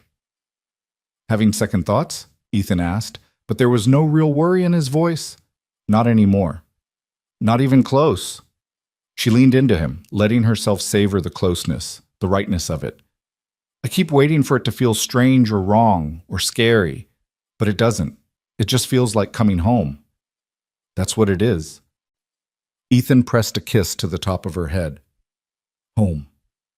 They sat in comfortable silence for a while, until Will called out that he was ready for bed. Maggie went inside to tuck him in, a ritual that had become theirs over the past months. She sat on the edge of his bed while he snuggled under the quilt, his eyes already heavy with sleep. 8 more days, he murmured, "and then you'll be here all the time."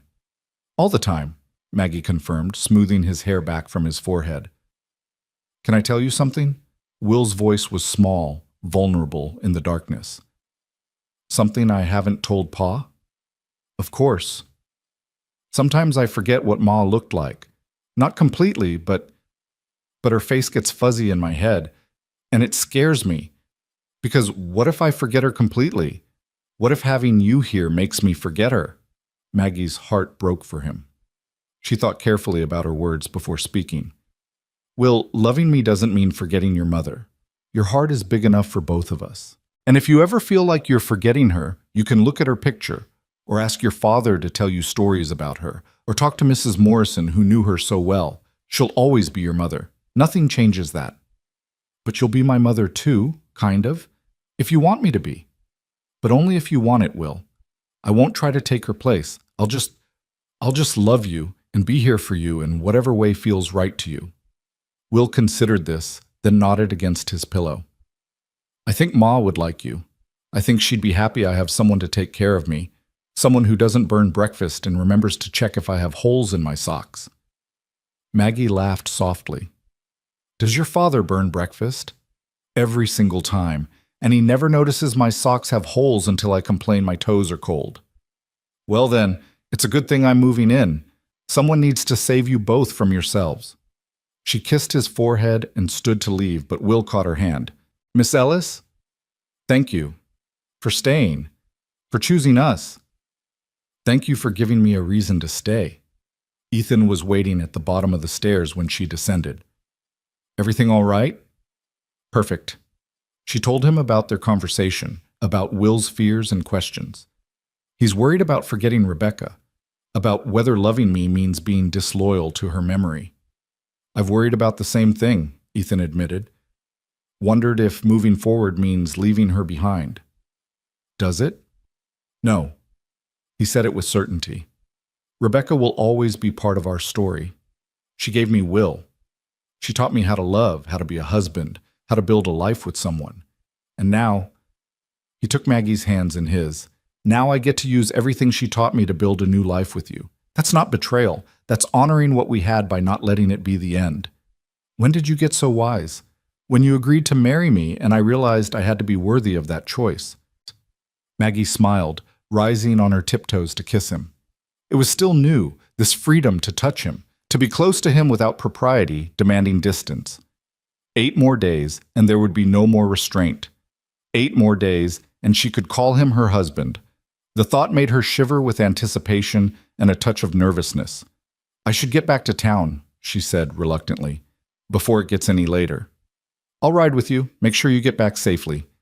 They rode together through the summer night, their horses moving at an easy pace. The valley was peaceful around them, bathed in starlight and the soft sounds of evening. When they reached the edge of town, Ethan pulled his horse to a stop. 5 more days of this, he said. 5 more days of saying goodnight and riding away. And then you'll be at the ranch, and I'll never have to watch you leave again. 5 more days, Maggie agreed. I think I can survive 5 more days. But in truth, each day that passed felt longer than the last. The anticipation built steadily, a mixture of excitement and nerves that made it hard to sleep, hard to focus, hard to do anything but count the hours until she could start her new life. 3 days before the wedding, Anna Morrison arrived at the schoolhouse with the altered dress. Maggie tried it on in the small room at the back where supplies were kept, and Anna clapped her hands in delight when she saw the result. Perfect, absolutely perfect. Ethan won't be able to speak when he sees you. I'm more worried about being able to speak myself, Maggie admitted. What if I get up there and forget my vows? What if I trip walking down the aisle? What if you stop borrowing trouble and just enjoy your wedding day? Anna interrupted firmly. You love Ethan. He loves you. The rest is just details. 2 days before the wedding, Maggie taught her last class as Miss Ellis. The students had made her cards and drawings, their childish wishes for happiness bringing tears to her eyes. Even the older boys, usually too cool for sentiment, mumbled congratulations as they left. After school, Will appeared with a wrapped package. It's from me and Pa, he explained, bouncing on his toes with excitement. But mostly from me because I had the idea and made most of it. Pa just helped with the hard parts. Maggie unwrapped it carefully to find a beautiful wooden box carved with intricate designs of flowers and birds. Inside, nestled in soft cloth, was a set of hair combs, simple but elegant, made from polished wood and inlaid with small pieces of mother of pearl. For your wedding day, Will said proudly. Pa said Ma's combs should stay with her things, so we made you your own. So you'd have something special that's just yours. Do you like them? Like them? Maggie's voice broke. Will, they're beautiful. They're perfect. I'll treasure them forever. She pulled him into a tight hug, this boy who'd worked his way so completely into her heart. When she released him, she saw Ethan standing in the doorway, watching them with an expression of such love and contentment that it took her breath away. The day before the wedding, Maggie packed up her room at the boarding house. It didn't take long. She'd never accumulated much in her years of moving from town to town, teaching wherever she was needed. A few dresses, some books, personal items that fit easily into 2 small trunks. Martha helped her, keeping up a steady stream of commentary about the wedding preparations, about the food Anna and the other women were preparing, about how half the town was planning to attend despite Mrs. Crawford's vocal disapproval. You've stirred things up, girl, Martha said with satisfaction. Got people thinking about what really matters. Love versus propriety. Happiness versus other people's expectations. You're going to be good for this town, I think. Shake them out of their rigid ways. I just want to marry Ethan and teach school and raise Will, Maggie protested. I'm not trying to revolutionize anything. Sometimes revolution happens whether you're trying or not. You're showing people that it's possible to choose differently, to build a life that doesn't fit the expected mold. That's powerful, Maggie. Don't underestimate it. That evening, Maggie had dinner with Martha one last time in the boarding house kitchen. Tomorrow, she'd wake up in this room for the last time. Tomorrow, she'd put on her wedding dress and walk to the church. Tomorrow, she'd become Mrs. Ethan Irwin and begin the life she'd chosen. Nervous?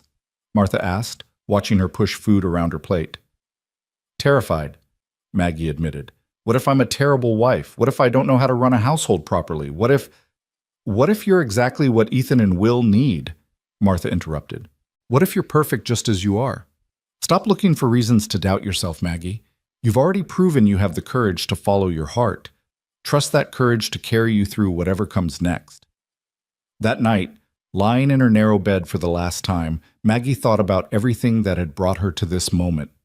Her parents' deaths, Clara's marriage, years of teaching in different towns, always moving, never settling, the letter from Clara that had brought her to Montana, the first time she'd met Ethan and Will, the slow building of friendship into something deeper, the choice to stay. Every step had led her here.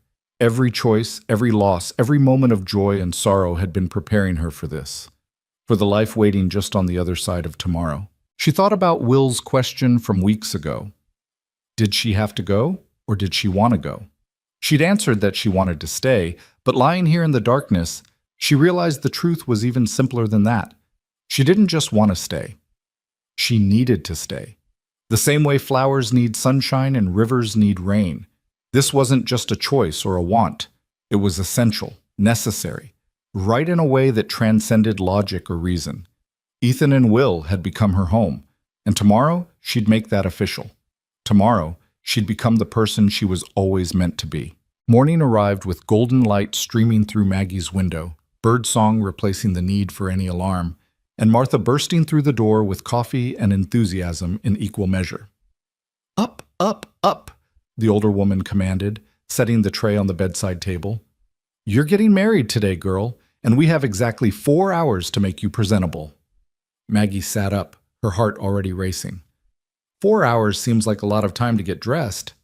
Shows what you know about weddings. Martha threw open the wardrobe and began pulling out undergarments with the efficiency of a general preparing for battle. There's bathing and hair and getting into that dress without wrinkling it and making sure you eat something so you don't faint at the altar. 4 hours might not even be enough. Despite her nerves, Maggie laughed. I'm not going to faint. That's what every bride says right before her knees give out during the vows. Martha handed her the coffee. Drink, then into the bath. Anna will be here within the hour to do your hair, and she'll have my hide if you're not clean and ready. The next hours passed in a blur of activity.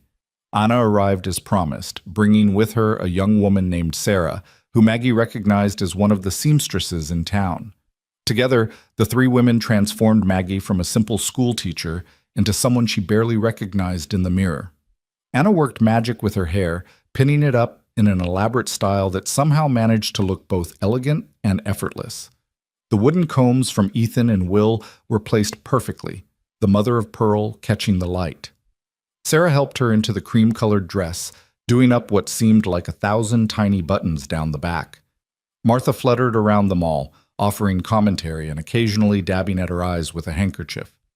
Stop crying, Anna ordered without heat. You'll set Maggie off, and then we'll all be crying, and her eyes will be red for the ceremony. I can't help it, Martha sniffled. She came to this town with one carpet bag and a teaching certificate, and now look at her. She's getting married. She's staying. She's found her home. The words made Maggie's own eyes prick with tears, but she blinked them back firmly. No crying. Anna's right. I need to make it through this ceremony without falling apart. You'll make it through just fine, Sarah said, stepping back to admire her handiwork. There, perfect. Mr. Irwin is going to forget how to breathe when he sees you. Maggie turned to look at herself in the full-length mirror Anna had somehow procured, and her breath caught. The woman looking back at her was radiant, not because of the dress or the hair or any external adornment, but because of the joy shining in her eyes. She looked like someone who knew exactly where she belonged and was walking toward that belonging with her whole heart. I'm getting married, she whispered, and saying it out loud made it real in a way it hadn't been before. I'm really getting married. Yes, you are, Anna said firmly, and we need to get moving, or you'll be late to your own wedding. The church was only a short walk from the boarding house, but they took Martha's wagon anyway to keep Maggie's dress from dragging in the dust. As they approached, Maggie could see a crowd gathered outside. Seemingly half the town had turned out, curious to witness the unconventional union of the schoolteacher and the widowed rancher. Her stomach fluttered with nerves. That's a lot of people. They're here because they care, Anna said gently. Well, most of them. Some are probably just nosy, but that's true of any wedding. Inside the church, they found organized chaos. Doc Morrison was acting as usher, directing people to seats. The fiddle player was tuning his instrument in the corner. Reverend Thomas stood at the altar, looking calm and composed in his Sunday best. And there, near the front, stood Ethan and Will. Ethan wore a dark suit Maggie had never seen before, probably borrowed or newly purchased for the occasion. His hair was neatly combed, his jaw freshly shaved. He looked nervous and eager and impossibly handsome. Will stood beside him in his own miniature suit, practically vibrating with excitement. When Will caught sight of Maggie in the doorway, his face split into an enormous grin. He said something to his father, and Ethan turned and went completely still. Even from across the church, Maggie could see the expression on his face. Wonder. Love. A kind of reverent disbelief that made her heart squeeze tight in her chest. She smiled at him, and he smiled back. And in that moment, the whole church full of people ceased to exist. There was only him, only them, only this moment they'd somehow found their way to despite every obstacle. All right, Anna said briskly, breaking the spell. Maggie, you wait here with Martha. Everyone else needs to get seated so we can start this thing properly. The next few minutes were a flurry of last-minute adjustments. Anna checked Maggie's hair one more time. Sarah straightened her dress. Martha gripped her hand so tightly it almost hurt. You're sure? The older woman asked quietly. Absolutely certain this is what you want? I've never been more certain of anything in my life, Maggie replied, and meant it with every fiber of her being. The fiddle music began. A simple melody, sweet and clear. It was time. Martha linked her arm through Maggie's, standing in as the closest thing to family Maggie had here. Ready? Ready? They began the walk down the aisle, and Maggie was suddenly acutely aware of every eye on her. She saw Mrs. Crawford in the third row, her expression still disapproving, but perhaps slightly softened. She saw the other teachers from surrounding districts who'd traveled to attend. She saw parents of her students, some smiling warmly, others looking curious. She saw Anna beaming from her seat next to Doc Morrison, but mostly she saw Ethan. He stood at the altar watching her approach, and there were tears streaming unashamedly down his face. Will stood beside him, holding a small velvet box that must contain the wedding rings, his own eyes bright with emotion. Father and son, waiting for her, wanting her, choosing her just as surely as she was choosing them. When she reached the altar, Martha placed Maggie's hand in Ethan's and stepped back. His fingers closed around hers, warm and solid and real. You came, he whispered, so quietly only she could hear. Did you think I wouldn't? I was afraid I'd wake up and this would all be a dream. It's not a dream. She squeezed his hand. I'm here. I'm real. And I'm not going anywhere. Reverend Thomas cleared his throat, a smile playing at his lips. Shall we begin? The ceremony itself passed in a blur. Maggie heard herself speaking the vows, heard Ethan's voice, steady despite his tears, promising to love and cherish her. She felt Will press the rings into their hands at the appropriate moment, saw his proud smile when his part was done perfectly. She heard the Reverend pronounce them husband and wife, heard him say the words she'd been waiting for. You may kiss your bride. Ethan cupped her face in his hands, his thumbs brushing away tears she hadn't realized were falling, and kissed her with a tenderness that made her knees weak. The church erupted in applause and cheers, but Maggie barely heard them. All she could focus on was Ethan, was the feeling of his lips on hers, was the knowledge that this moment, this man, This life was hers now. When they finally broke apart, both breathless and laughing, Will launched himself at them, wrapping his arms around them both. "You did it!" he shouted over the noise of the celebrating congregation. "You're married! You're really, really married!" "We really are," Ethan said, pulling his son, their son, into the embrace. "We're a family now, official and everything." The reception at the ranch was already in full swing by the time they arrived. Neighbors had transformed the yard into something magical. Tables laden with food, ribbons strung between trees, wildflowers in every available container. Someone had even built a small wooden platform for dancing. Anna Morrison orchestrated the whole affair with military precision, directing traffic and ensuring everyone had food and drink. She caught Maggie's eye across the crowd and winked, clearly pleased with how everything had come together. "I can't believe all of this," Maggie said, looking around in wonder. "All these people, all this effort." "They love you," Ethan said simply. "Both of you. You've made a place for yourselves here, and this is their way of showing it." The afternoon dissolved into celebration. There was food, so much food that the tables groaned under the weight of it. There was music, the fiddle player joined by a guitarist and a man with a harmonica, filling the air with melodies that ranged from tender to raucous. There was dancing. Maggie found herself passed from partner to partner, spun and twirled until she was dizzy with laughter. But always, she found her way back to Ethan, to the solid warmth of his presence, to the way his eyes followed her around the yard, to the smile that seemed permanently fixed on his face. "Happy?" he asked during one of their dances, holding her close despite the upbeat tempo of the music. "Deliriously." She leaned into him, not caring who saw or what they thought. "I keep waiting for something to go wrong, for this to feel too good to be true. And it just keeps feeling right, like this is exactly where I'm supposed to be." As the sun began its descent, painting the sky in shades of orange and pink, Will appeared with a surprise. He'd convinced several of the younger children to help him, and together they'd strung a banner across the porch that read, "Welcome home, Mrs. Irwin." "Do you like it?" he asked anxiously, hovering at Maggie's elbow. "I made most of the letters myself. Tommy Henderson helped with the big ones, but I did all the small ones." "It's perfect," Maggie assured him, pulling him close. "Everything about today has been perfect. Even the part where Johnny Fitzgerald's little brother knocked over the punch bowl? Even that." She laughed at the memory of the chaos that had briefly ensued. "It wouldn't be a proper celebration without at least one disaster." As evening fell and guests began to depart, calling out their congratulations and well wishes, Maggie felt exhaustion begin to set in.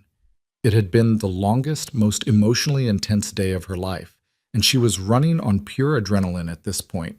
Anna was one of the last to leave, pulling Maggie aside for a private word. "I know you're tired," she said kindly, "but I wanted to tell you something before I go. You've given those two—" She nodded toward where Ethan and Will were saying goodbye to the final stragglers. "Something I wasn't sure they'd ever find again. Hope, joy, a future worth looking forward to. Rebecca would be grateful, I know I am." "Thank you," Maggie said, her voice thick with emotion. "For everything. For the dress, for the help with the wedding, for accepting me into Rebecca's place." "You're not in Rebecca's place," Anna interrupted gently. "You're in your own place. There's a difference. This family is big enough for both of you, one in memory, one in presence. Don't ever think otherwise." After Anna left, after the last wagon had rolled away down the road, the three of them stood in the yard surveying the aftermath of the celebration. Plates and cups littered the tables. Ribbons fluttered in the evening breeze. The banner Will had made swayed gently above the porch. "We should clean up," Maggie said, but without much conviction. "We should go to bed," Ethan countered. "It's been a long day, and the dishes will still be here tomorrow." Will yawned hugely, as if on cue. "Can I stay up a little longer, please? I just want to make sure this is real. That Miss Ellis, He stopped, confused and suddenly shy. "What should I call you now?" Maggie knelt down so they were eye level, taking his hands in hers. "You can call me whatever feels right to you, sweetheart. Miss Ellis, Maggie, Ma, any of those are fine. You don't have to decide right now. But I want to decide. Will's face was serious in the lamplight. Because you're my ma now. Not instead of my other ma, but another one. Is that okay? Can I have two ma's? You can have as many as your heart has room for, Maggie assured him, blinking back tears. And I would be honored, so deeply honored, if you wanted to call me ma. Then that's what I'll call you. Will threw his arms around her neck. Ma, my ma. I have a ma again. Ethan had to turn away, his shoulders shaking with silent sobs. Maggie held Will close, her own tears falling freely now, and over his shoulder she met her husband's eyes. The gratitude and love she saw there needed no words. Eventually, they got Will settled into bed, though he fought sleep valiantly, clearly afraid that if he closed his eyes, this perfect day might disappear like a dream. Sleep, Maggie commanded gently, smoothing his hair back. And when you wake up tomorrow, I'll still be here. I'll be here every morning from now on. Promise? I promise. She and Ethan stood in Will's doorway for a long moment after he finally drifted off, watching the gentle rise and fall of his breathing. I never thought. Ethan's voice was rough with emotion. After Rebecca, I never thought he'd call anyone else Ma. Never thought I'd want him to. Are you all right with it?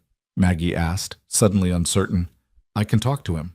Tell him to keep calling me Miss Ellis if it's too... No.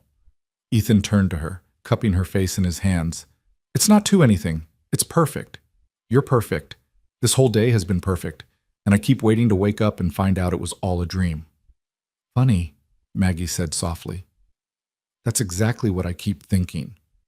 They stood there in the hallway, holding each other, listening to the peaceful sounds of the ranch settling for the night. Somewhere outside, a horse whinnied. An owl hooted from the barn. The wind whispered through the pine trees. I should show you our room, Ethan said finally, almost shyly. We moved some things around, tried to make space for your belongings. If you don't like how I arranged it, we can change it. The room that had been Ethan and Rebecca's, that was now Ethan and Maggie's, had indeed been rearranged. Fresh curtains hung at the windows.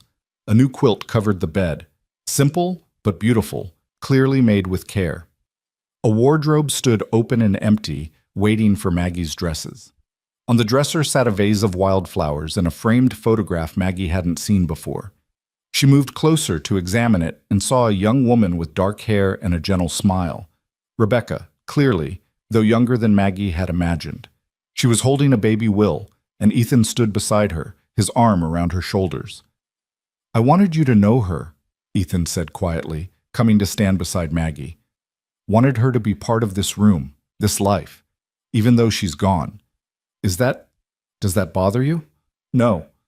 Maggie picked up the photograph, studying the family captured there. I'm glad she's here. Glad Will can see her and remember her. She was part of making you who you are, Ethan. Part of making Will who he is. I wouldn't want to erase that. She set the photograph back down gently, then turned to face her husband. But I'm also glad that we're writing our own story now. One that honors what came before, but isn't trapped by it. Ethan pulled her close, resting his forehead against hers. How did I get so lucky? To find love twice in one lifetime. I think... Maggie smiled, thinking of all the twists and turns that had brought her here. I think sometimes the universe gives us second chances when we're brave enough to take them. They stood there for a long moment, just holding each other, feeling the weight and wonder of the commitment they'd made. Then Ethan stepped back, suddenly looking nervous. I should let you get ready for bed. Give you some privacy. I can sleep in the spare room tonight if you'd prefer. No pressure. We can take this as slow as you need. Maggie's heart swelled with love for this careful, considerate man. Ethan, we're married. You don't have to sleep in the spare room unless you want to. I don't want to, he admitted. But I also don't want to assume... She stopped his words with a kiss, pouring into it all the love and trust and certainty she felt. When she pulled back, both of them were breathless. No more separate rooms, she said firmly. No more goodbyes at the edge of town. No more wondering or waiting. We're together now, really, truly together. That night, Lying in bed beside her husband, listening to the sounds of the ranch settling around them, Maggie marveled at how much her life had changed in such a short time. 3 weeks ago, she'd been packing to leave, convinced that duty required her to abandon her happiness. 2 weeks ago, she'd stood in a livery yard and chosen to stay, terrified but certain. 1 week ago, she'd been preparing for a wedding she could barely believe was real. And now she was Mrs. Ethan Irwin, lying beside the man she loved, with a son sleeping peacefully down the hall who'd called her ma with such joy and trust. Now she had a home, a family, a future that stretched out before her full of possibility. "Are you asleep?" Ethan whispered in the darkness. "No, too happy to sleep." She felt him smile against her hair. "Me too. Keep thinking I need to pinch myself to make sure this is real." "It's real." Maggie laced her fingers through his. "We're real. This is our life now." "Our life," he echoed, like he was tasting the words. "I like the sound of that." They lay in comfortable silence for a while, and Maggie felt herself finally beginning to drift towards sleep.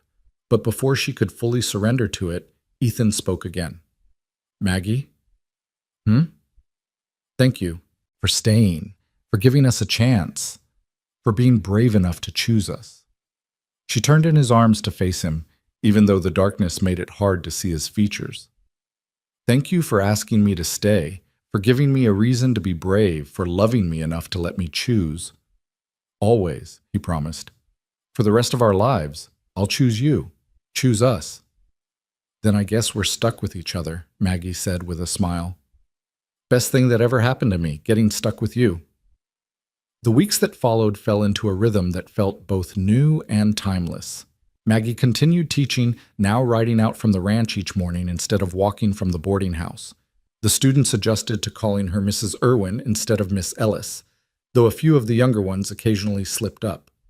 Mrs. Crawford maintained her disapproval, but it had less bite now that the marriage was official and proper. Even she couldn't argue that Maggie was anything but an excellent teacher, and gradually her criticism shifted from Maggie's character to more mundane complaints about the school budget and curriculum. Will flourished. The nightmares that had plagued him since his mother's death became less frequent, then rare, then disappeared entirely. He grew taller, his laughter came more easily, and his reading improved dramatically. One evening he read an entire chapter from one of Maggie's books, without stumbling once, and both she and Ethan had to excuse themselves to the porch to compose themselves. "He's going to be all right," Ethan said, his voice thick with emotion. "Really, truly all right." "He is," Maggie agreed, leaning into her husband's embrace. "We all are." The first letter from Clara arrived 6 weeks after the wedding, full of news about the farm, about the children, about the young woman who'd come to help and was proving invaluable. She wrote about missing Maggie, but being happy for her, about wanting to visit soon to meet her new brother-in-law and nephew. "I was wrong to ask you to sacrifice your happiness for my sake," Clara wrote, "but I'm so grateful you found the courage to choose yourself anyway. That's a lesson I hope to teach my own children, that sometimes the most important duty is the one you owe to your own heart." Maggie read the letter aloud to Ethan and Will over supper, and Will immediately began planning for his aunt and cousin's eventual visit. "We'll have to clean the whole house," he declared, "and I'll teach them to ride horses, and we can show them the swimming hole, and you can take a breath," Maggie said with a laugh. "We have plenty of time to plan." As autumn painted the valley in shades of gold and crimson, as the first snow dusted the mountain peaks, as the seasons turned and life continued its eternal rhythm, Maggie found herself settling into her role as wife, mother, and teacher with a contentment she'd never known before. There were challenges, certainly. Days when the house felt too small and the work too much. Moments when she missed her old independence or worried she wasn't doing enough. Times when she questioned her choices or feared she'd fail the people depending on her. But those moments were vastly outnumbered by the good ones. By the morning, she woke in Ethan's arms. By the evening, spent reading with Will by the fire. By the Sundays when neighbors stopped by for coffee and conversation. By the ordinary, extraordinary moments that made up a life well lived. One evening in late October, almost 6 months after the wedding, Maggie sat on the porch swing watching the sunset paint the sky in impossible colors. Will was doing homework at the kitchen table. Ethan was in the barn, finishing evening chores. The air was crisp with the promise of coming winter, and somewhere in the distance, geese honked as they flew south. Ethan emerged from the barn and crossed the yard to join her on the swing, settling beside her with a contented sigh. "Good day?" he asked, wrapping an arm around her shoulders. Perfect day. And it had been, in all the ways that mattered. Her students had been engaged and eager, supper had turned out well, Will had laughed so hard at something Ethan said that he'd nearly fallen off his chair. Small moments, perhaps, but they added up to something profound. "I was thinking," Ethan said slowly, "about what you said on our wedding day, about writing our own story." "What about it?" I think we're doing it. Writing something new, something good." He paused, then added quietly, "Rebecca would be happy. That we're happy. That Will's happy." "I think so too." Maggie leaned into him, savoring the warmth and solidity of his presence. "And I think she'd be glad we didn't let fear stop us from living." They sat in comfortable silence as the stars began to emerge, sharp and bright against the darkening sky. From inside the house, they heard Will call out that he'd finished his homework, and could he please have dessert now? "Duty calls," Ethan said with a smile, but neither of them moved immediately. They sat there a moment longer, reluctant to break the spell of the peaceful evening. "Ethan?" Maggie said softly. "Yes?" "Do you remember what Will said that first night, when he was trying to convince me to stay?" "He said a lot of things that night. He said if I left, he'd never sleep again." She looked up at her husband. "Do you think he still feels that way? That he needs me that desperately?"